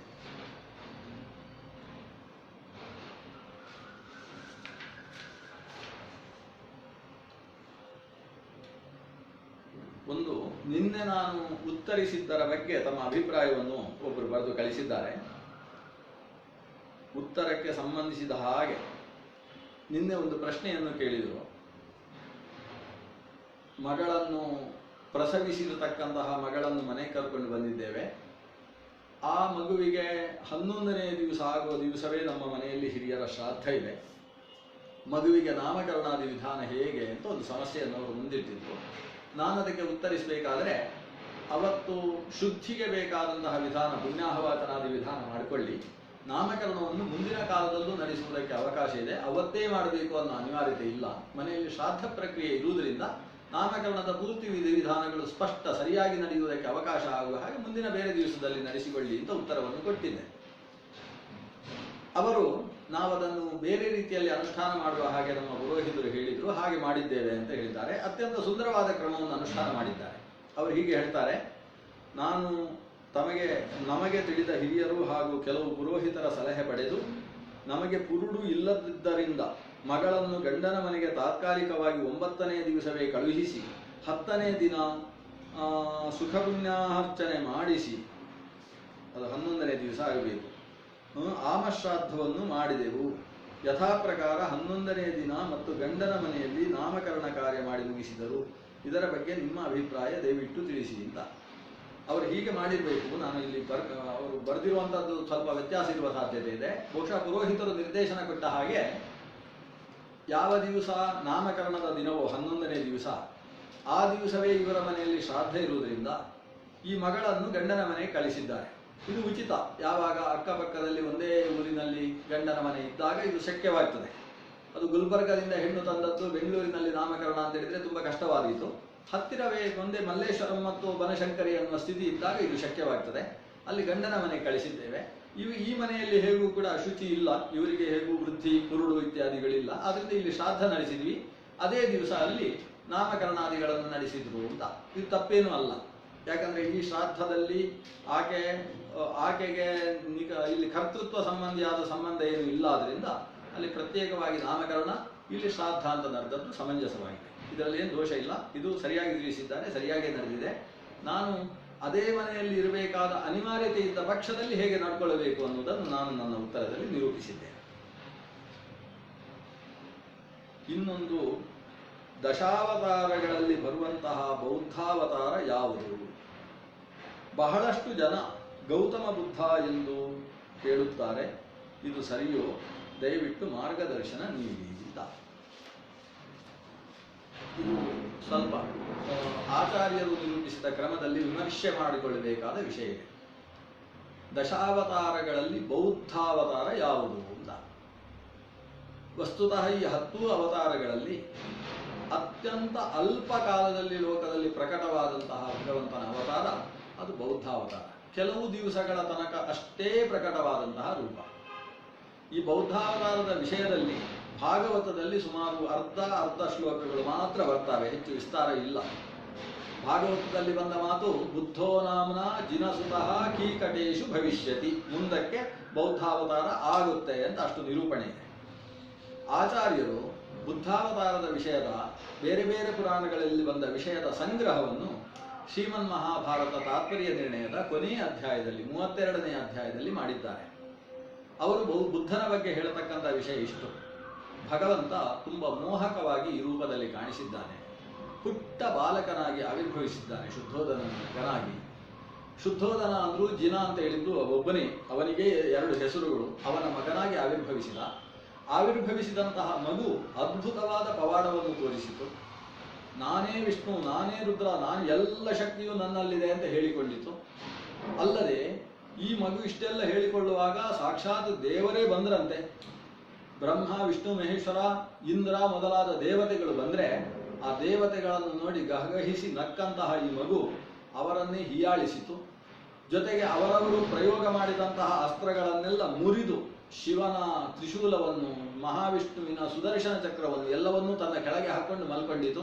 ಇಂಥ ವಿಶಿಷ್ಟವಾದ ಮಗು. ಪುರಂದರದಾಸರು ಹೇಳ್ತಾರಲ್ಲ, ಬತ್ತಲೆ ನಿಂತಿಹ ಬೌದ್ಧನಿಗೆ ಉತ್ತಮ ಹಯವೆದ್ದ ಕಲ್ಕೆನಿಗೆ. ಬತ್ತಲೆ ನಿಂತಿಹ ಬೌದ್ಧ ಅಂದ್ರೆ ನಾವು ಮಹಾವೀರನನ್ನು ಅಥವಾ ಬಾಹುಬಲಿಯನ್ನು ಆಲೋಚನೆ ಮಾಡಬಾರ್ದು, ಅದು ಜೈನ ಮತಕ್ಕೆ ಸಂಬಂಧಪಟ್ಟದ್ದು. ಇಲ್ಲಿ ಬತ್ತಲೆ ನಿಂತಿಹ ಬೌದ್ಧನಿಗೆ ಅಂದ್ರೆ ಪುಟ್ಟ ಮಗು ಅಂತ ಅರ್ಥ. ಪುಟ್ಟ ಮಗು ವಸ್ತ್ರವನ್ನು ಧರಿಸುವುದಕ್ಕಿಂತ ಪೂರ್ವಭಾವಿಯಾಗಿ ಆವಿರ್ಭವಿಸಿದಂತಹ ಬುದ್ಧನ ರೂಪ ಇದು. ಈ ಬುದ್ಧ ಎಲ್ಲ ದೇವತೆಗಳು ಸೋತು ಹಣ್ಣಾದಂತಹ ಸ್ಥಿತಿಯಲ್ಲಿ ಈ ಬುದ್ಧ ಒಂದು 4 ಮಾತುಗಳನ್ನು ಉಪದೇಶಿಸ್ತಾನೆ. ಸರ್ವಂ ಶೂನ್ಯಂ ಶೂನ್ಯಂ, ಸರ್ವಂ ದುಃಖಂ ದುಃಖಂ, ಸರ್ವಂ ಕ್ಷಣಿಕಂ ಕ್ಷಣಿಕಂ, ಸರ್ವಂ ಸ್ವಲಕ್ಷಣಂ ಸ್ವಲಕ್ಷಣಂ ಅಂತ ಒಂದು ವಿಚಿತ್ರವಾದ ಉಪದೇಶ ಕೊಡ್ತಾನೆ. ಆ ಉಪದೇಶವನ್ನು ಸರಿಯಾಗಿ ವೈದಿಕವಾಗಿ ಅರ್ಥೈಸಿಕೊಂಡಾಗ ಅದು ಪ್ರಶಾಂತ ವಿದ್ಯೆಯಾಗ್ತದೆ. ಆದರೆ ಆ ವಿದ್ಯೆಯನ್ನು ಒಬ್ಬೊಬ್ಬರು ಒಂದೊಂದು ಥರ ಅರ್ಥ ಮಾಡಿ 4 ಥರದ ಬೌದ್ಧ ಮತ ಲೋಕದಲ್ಲಿ ಪ್ರಸಿದ್ಧಿಗೆ ಬಂತು. ಆಮೇಲೆ ಗೌತಮ ಬುದ್ಧ ಬೋಧಿಸತ್ವ ಆತನ ಆವಿರ್ಭಾವ ಆಗಿ ಆತ ಇದೇ ಬೌದ್ಧ ಮತವನ್ನು ಬಹಳ ವಿಶಿಷ್ಟ ರೀತಿಯಲ್ಲಿ ಪ್ರಚಾರ ಮಾಡಿದ ಅನ್ನುವುದನ್ನು ನಾವು ವಸ್ತುತಃ ತಿಳ್ಕೊಳ್ಬೇಕು. ಅದರಿಂದ ಭಗವಂತನ ಬೌದ್ಧಾವತಾರ ಬೇರೆ. ಈ ಗೌತಮ ಬುದ್ಧ ಅಂತೇಳಿ ಆತನ ಬಗ್ಗೆ ಗೌತಮ ಸಂವೇಗ ಇತ್ಯಾದಿಗಳಲ್ಲಿ ಏನು ಇತಿಹಾಸ ಇದೆ ಗೌತಮ ಬುದ್ಧನ ಬಗ್ಗೆ, ಆ ಇತಿಹಾಸವನ್ನು ಲೋಕಕ್ಕೆ ಕೊಟ್ಟಂತಹ ಬುದ್ಧ ಬೇರೆ ಅನ್ನುವುದನ್ನು ತಿಳ್ಕೊಳ್ಬೇಕು. ನಮಗೆ ಇದನ್ನು ಇವತ್ತು ಎಲ್ಲ ಕಡೆಯಲ್ಲೂ ಎಲ್ರಿಗೂ ತಿಳಿ ಹೇಳುವುದು ಕಷ್ಟವಾಗಿ ಹೋಗಿದೆ. ಯಾಕಂದ್ರೆ ಎಲ್ಲ ಕಡೆ ದಶಾವತಾರಗಳಲ್ಲಿ ಒಂದು ಬುದ್ಧ ಅಂತ ಹೇಳಿದರೆ ಗೌತಮ ಬುದ್ಧನ ಹಾಗೆ ಒಂದು ರೂಪವನ್ನೇ ಎಲ್ಲ ಕಡೆ ಇಟ್ಟು ನಾವು ದಶಾವತಾರದ ಚಿಂತನೆಯನ್ನು ಮಾಡುವುದಕ್ಕೆ ಶುರು ಮಾಡಿ ಆಗಿದೆ. ಆದ್ರಿಂದ ಎಲ್ಲ ಕಡೆಯಲ್ಲೂ ಇದನ್ನು ಪಸರಿಸುವುದು ಕಷ್ಟ. ಆದರೆ ನಮಗೆ ಆಚಾರ್ಯರು ಕೊಟ್ಟ ತತ್ವಜ್ಞಾನ ಮತ್ತು ವೇದವ್ಯಾಸರು ಪುರಾಣಗಳಲ್ಲಿ ಹೇಳಿರುವ ವಿಷಯದ ಬಗ್ಗೆ ಈ ಒಂದು ದೃಢತೆ ಬೇಕು. ಐತಿಹಾಸಿಕವಾದಂತಹ ಗೌತಮ ಬುದ್ಧ ಬೇರೆ, ಪೌರಾಣಿಕನಾಗಿರತಕ್ಕಂತಹ ಈ ಬುದ್ಧ ಬೇರೆ ಅನ್ನುವುದನ್ನು ನಾವು ಸ್ಪಷ್ಟಪಡಿಸಿಕೊಳ್ತೀವಿ. ಇವತ್ತು ಕಾಲ ಪೂರ್ತಿ ಸಿಗ್ತಾ ಇಲ್ಲ. ಇನ್ನು 1 ಅಥವಾ 2 ಪ್ರಶ್ನೆಗೆ ಮಾತ್ರ ಒಂದು 5 ನಿಮಿಷಗಳಲ್ಲಿ ಉತ್ತರವನ್ನು ಹೇಳ್ತೇನೆ. ಎಕ್ಕೆ ಗಿಡ ಮತ್ತು ತುಳಸಿ ಗಿಡ ಇದನ್ನು ಒಂದೇ ಪಾಟ್ನಲ್ಲಿ ಬೆಳೆಸಬಹುದೇ ಅಂತ ಕೇಳಿದ್ದಾರೆ. ಬೆಳೆಸಬಹುದು. ಎಕ್ಕೆ ಗಿಡ ತುಳಸಿ ಗಿಡ ಒಂದೇ ಪಾಟ್ನಲ್ಲಿ ಬೆಳೆಯಿದ್ರೆ ತುಳಸಿ ಗಿಡ ಚೆನ್ನಾಗಿ ಆಗುವುದಿಲ್ಲ. ಆದ್ದರಿಂದ ಯಾವ್ಯಾವುದನ್ನು ಒಂದೊಂದೇ ಪಾಟ್ನಲ್ಲಿ ಬೆಳೆಸಬಹುದು, ಅದನ್ನು ಒಂದೊಂದರಲ್ಲಿ ಬೆಳೆಸುವುದು ಒಳ್ಳೆಯದು. ಸಾಮಾನ್ಯವಾಗಿ ನೆಲ್ಲಿಯ ಮರ ಮತ್ತು ಬೇವಿನ ಮರ ಒಟ್ಟೊಟ್ಟಿಗೆ ಬೆಳೆಯತಕ್ಕಂಥದ್ದು ಭಾರಿ ವಿಶೇಷ. ಅಶ್ವತ್ಥದ ಮರ, ಬೇವಿನ ಮರಗಳು ಜೊತೆಗೆ ಬೆಳೆಯುವಂಥದ್ದು ಭಾರಿ ವಿಶೇಷ. ಅಶ್ವತ್ಥೋಪನಯನ ಇತ್ಯಾದಿ ವಿಧಾನಗಳಲ್ಲಿ ಅದನ್ನು ಕಾಣ್ತೇವೆ. ಕೆಲವು ಮರಗಳು ಲೋಕಕ್ಷೇಮಂಕರವಾದ ಮರಗಳು ಜೊತೆಗೆ ಬೆಳೆಯುವಂಥದ್ದು ವಿಶೇಷವೇ. ಎಕ್ಕೆಯ ಗಿಡ ಭಾರೀ ಉಷ್ಣತೆಯುಳ್ಳಂತಹ ಗಿಡ. ಅದರಲ್ಲಿ ರಸ ಬರ್ತದೆ, ಹಾಲು ಬರ್ತದೆ. ಎಕ್ಕೆಯ ಹಾಲು ಭಾರಿ ಉಷ್ಣ. ಆದ್ರಿಂದ ಯಾವಾಗ ನೀವು ತುಳಸಿ ಮತ್ತು ಎಕ್ಕೆ ಜೊತೆಗೆ ಬೆಳೆಸ್ತೀರಿ, ಆವಾಗ ಎಕ್ಕೆಯ ಪುಷ್ಪ ಒಡೆದು ಅದರ ರಸ ಏನಾದರೂ ತುಳಸಿಗೆ ಬಿತ್ತು ಅಂತಾದರೆ ತುಳಸಿಗೂ ಅದು ಬಾಧಕ. ಅದು ತಾನಾಗಿ ಒಟ್ಟಿಗೆ ಬೆಳೆಯಿತು ಅಂತಾದರೆ ಅದರಿಂದ ದೋಷ ಏನೂ ಇಲ್ಲ. ಇಲ್ಲಿ ಪ್ರಶ್ನೆಯ ಹಿನ್ನೆಲೆಯಲ್ಲಿ ಒಂದು ಭಾವನೆ ಇದೆ. ಎಕ್ಕೆ ಅದೊಂದು ಆಯುರ್ವೇದದ ಔಷಧ, ಮುಖ್ಯವಾಗಿ ಸೂರ್ಯನಿಗೆ ಸಂಬಂಧಪಟ್ಟಂತಹ ವೃಕ್ಷ. ತುಳಸಿ ಅದು ಆಯುರ್ವೇದದ ಔಷಧ, ಆದರೆ ಅದು ಭಗವಂತ ಮಹಾವಿಷ್ಣುವಿಗೆ ಸಂಬಂಧಪಟ್ಟಂತಹ ವೃಂದ ಅಂತ ಕರೆಸಿಕೊಂಡಂತಹ ಒಂದು ಚೈತನ್ಯಕ್ಕೆ ಸಂಬಂಧಪಟ್ಟಂತಹ ವೃಕ್ಷ. ಇವೆರಡನ್ನು ಜೊತೆಗೆ ಬೆಳೆಸಿದರೆ ಆವಾಗ ಎಕ್ಕೆಗೆ ಪ್ರದಕ್ಷಿಣೆ ಬರತಕ್ಕಂತಹ ವಿಧಾನ ಬೇರೆ, ತುಳಸಿಯ ಪ್ರದಕ್ಷಿಣೆ ಬರತಕ್ಕಂತಹ ವಿಧಾನ ಬೇರೆ. ಆದ್ದರಿಂದ ತೊಂದರೆ ಆದೀತಲ್ವ ಅಂತ. ಆದ್ದರಿಂದ ನಾನು ಹೇಳುವುದು, ಮನೆಯ ತುಳಸಿ ವೃಂದಾವನ ಅನ್ನೋ ವ್ಯವಸ್ಥೆ ಏನಿದೆ ಅದರಲ್ಲಿ ತುಳಸಿ ಬಿಟ್ಟು ಬೇರೆ ಯಾವ ಗಿಡಕ್ಕೂ ಕೂಡ ಅವಕಾಶ ಇಲ್ಲ. ಒಮ್ಮೆ ಸಂದರ್ಭ ವಿಶೇಷದಲ್ಲಿ, ಅಂದರೆ ಕಾರ್ತಿಕ ದಾಮೋದರನ ಪೂಜೆ ನಡೆಯತಕ್ಕಂತಹ ಸಂದರ್ಭದಲ್ಲಿ, ಉತ್ಥಾನ ದ್ವಾದಶಿಯಂತಹ ಸಂದರ್ಭದಲ್ಲಿ ಅದರಲ್ಲಿ ಧಾತ್ರಿ ವೃಕ್ಷವನ್ನು ಕೂಡ ಜೊತೆಗಿಟ್ಟು ಪೂಜೆ ಮಾಡತಕ್ಕಂತಹ ಒಂದು ವಿಶೇಷ ವಿಧಾನವನ್ನು ಬಿಟ್ಟರೆ ಅಲ್ಲೇ ತುಳಸಿಯ ಜೊತೆಗೆ ಬೇರೆ ಗಿಡವನ್ನು ಕೂಡ ಬೆಳೆಸುವುದಕ್ಕೆ ಅವಕಾಶ ಇಲ್ಲ. ತುಳಸಿ ವೃಂದಾವನದಲ್ಲಿ ತುಳಸಿಗೆ ಮಾತ್ರ ಅವಕಾಶ, ಇದನ್ನು ತಿಳ್ಕೊಂಡಿರಬೇಕು. ಉಳಿದ ಹಾಗೆ ನಾವು ತುಳಸಿ ಗಿಡವನ್ನು ಬೆಳೆಸ್ತಕ್ಕಂತಹ ಪಾಟುಗಳಲ್ಲಿ ಬೇರೆ ವೃಕ್ಷಗಳು ಕೂಡ ಬೆಳೆದರೆ, ಅದರಲ್ಲಿ ಎಕ್ಕೆ ಬೆಳೆದರೆ ಅದರಿಂದ ಬಾಧಕ ಏನೂ ಇಲ್ಲ. ನರಸಿಂಹ, ರಾಮ, ಕೃಷ್ಣ ಈ ಅವತಾರಗಳಿಗೆ ಮಾತ್ರ ಯಾಕೆ ವಿಶೇಷ ಪೂಜೆ ಸಲ್ಲಿಸುವುದು? ಮತ್ಸ್ಯ, ಕೂರ್ಮ, ವರಾಹ, ವಾಮನ ಈ ಅವತಾರಗಳಿಗೆ ಯಾಕೆ ಹೆಚ್ಚು ಪೂಜೆ ಮಾಡುವುದಿಲ್ಲ? ಇಂಥ ಪ್ರಶ್ನೆ ಸರಿ ಉತ್ತರಿಸಬಹುದು. ವಸ್ತುತಃ ಒಬ್ಬ ಸುಭಾಷಿತಕಾರ ಕೇಳ್ತಾನೆ, ನಾವು ಕೆಲವು ದೇವರನ್ನು ಭಾರಿ ಪೂಜೆ ಮಾಡ್ತೇವೆ, ಕೆಲವು ಶಬ್ದಗಳಿಂದ ಕೆಲವರನ್ನು ಕರೀತೇವೆ, ಇನ್ನೊಬ್ಬರನ್ನು ಕರೆಯುವುದಿಲ್ಲ, ಇದಕ್ಕೆಲ್ಲ ಏನು ಕಾರಣ? ಇದಕ್ಕೆಲ್ಲ ಮನುಷ್ಯನ ಮನಸ್ಸು ಕಾರಣ ಅಂತ ಹೇಳ್ತಾರೆ.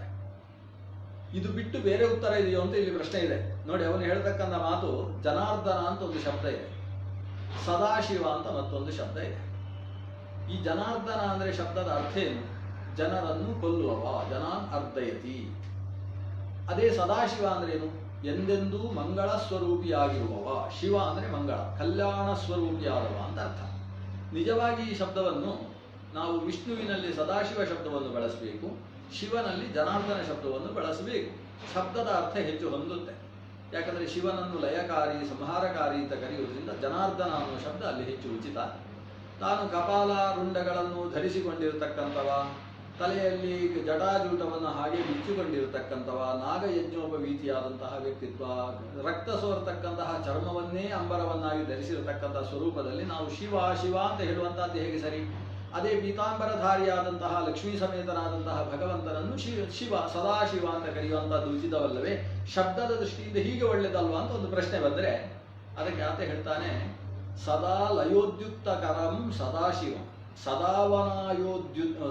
ಸದಾ ಅವನಾಯ ಉದ್ಯಮಿನಂ ಜನಾರ್ದನಂ, ಸದಾ ಲಯೋದ್ಯುಕ್ತಕರಂ ಸದಾಶಿವಂ ವದಂತಿ ಲೋಕಾಃ ಸ್ವಮನೋನುರಾಗಾತ್ ಜನಾನನೇ ಕರ್ಮರ್ಪಯಿಷ್ಯತಿ. ಜನರ ಬಾಯಿಗೆ ಕೈ ಹಾಕಿ ನಾಳೆಯಿಂದ ನೀನು ಇವನನ್ನು ಜನಾರ್ದನ ಅಂತ ಹೇಳು, ಇವನನ್ನು ಸದಾಶಿವ ಅಂತ ಹೇಳು, ಯಾರು ಕೈ ಹಾಕಿ ಹೇಳಲಿಕ್ಕೆ ಸಾಧ್ಯ ಆಗ್ತದೆ? ಅವರವರ ಮನೋನುರಾಗದಿಂದ ಹೇಳ್ತಾರೆ. ಇದು ಒಂದು ಸ್ವಾರಸ್ಯಕರವಾದ ಶ್ಲೋಕ ಮಾತ್ರ. ಹಾಗೆ ನಮಗೆ ಯಾವ ರೂಪವನ್ನು ಅನುಸಂಧಾನ ಉಪಾಸನೆ ಮಾಡುವುದರಿಂದ ಹೆಚ್ಚು ಹಿತವಾಗ್ತದೋ ಅಂತಹ ರೂಪದ ಉಪಾಸನೆ ಹೆಚ್ಚು ಚಾಲ್ತಿಗೆ ಬರ್ತದೆ. ಇದು ಸ್ಥಿತಿ. ಆದ್ರಿಂದಲೇ ರಾಮರಕ್ಷಾ, ರಾಮನ ಬಗ್ಗೆ ಬಂದಿರುವಷ್ಟು, ನರಸಿಂಹದೇವರ ಬಗ್ಗೆ ಬಂದಿರುವಷ್ಟು ಸ್ತೋತ್ರಗಳು ವಾಮನ ದೇವರ ಬಗ್ಗೆ, ಮತ್ಸ್ಯಕೂರ್ಮಾದಿಗಳ ಬಗ್ಗೆ ಬರಲಿಲ್ಲ. ಹುಡುಕಬೇಕಾಗ್ತದೆ. ಕೂರ್ಮನ ಬಗ್ಗೆ ಒಂದು ಸ್ತೋತ್ರ ಹುಡುಕಿ ಕೊನೆಗೆ ಎಲ್ಲೋ ಸಿಕ್ಕಿದ್ದನ್ನು ತಗೊಳ್ಬೇಕಾದಂತಹ ಪ್ರಸಂಗ ಇದೆ. ಅಂತೂ ರಾಮಕೃಷ್ಣ ಜೊತೆಗೆ ನರಸಿಂಹದೇವರ ಆರಾಧನೆ ಇದು ಹೆಚ್ಚು ನಡೆಯುತ್ತೆ ಅನ್ನೋದು ವಾಸ್ತವ.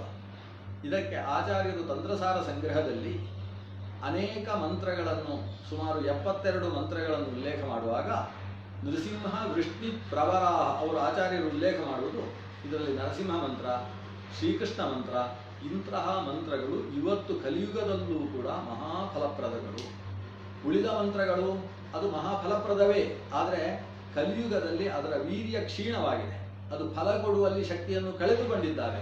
ಆದರೆ ನೃಸಿಂಹ ವೃಷ್ಣಿ ಪ್ರವರಾಹ ಈ ಮಂತ್ರಗಳೆಲ್ಲ ಕಲಿಯುಗದಲ್ಲೂ ಕೂಡ ವಿಶೇಷವಾಗಿ ಫಲ ಕೊಡತಕ್ಕಂಥವುಗಳಾಗಿದ್ದಾವೆ ಅಂತ ಆಚಾರ್ಯರು ಮಾತು ಹೇಳ್ತಾರೆ. ಇದನ್ನು ನೋಡಿದರೆ ನಮಗೆ ಅನಿಸುತ್ತೆ, ನೃಸಿಂಹ ಮಂತ್ರ, ಕೃಷ್ಣ ಮಂತ್ರ, ರಾಮ ಮಂತ್ರ ಇದೆಲ್ಲ ಕಲಿಯುಗದಲ್ಲೂ ವಿಶೇಷ ಫಲ ಕೊಡ್ತದೆ ಅಂದರೆ ಆ ರೂಪಗಳಲ್ಲಿ ಭಗವಂತ ಹೆಚ್ಚು ಉಪಾಸಕರಿಗೆ ಫಲವನ್ನು ಕೊಡ್ತಾನೆ ಅಂತ. ಅದರ ಫಲ ವಿಶೇಷ ಪ್ರಾಪ್ತಿ ಅನ್ನುವುದು ಹಿರಿಯರಿಂದ ನಿರಂತರ ಆ ರೂಪಗಳಲ್ಲಿ ಕಾಣ್ತಾ ಬಂದದ್ರಿಂದ ಅದರ ಉಪಾಸನೆ ಹೆಚ್ಚಿದೆ.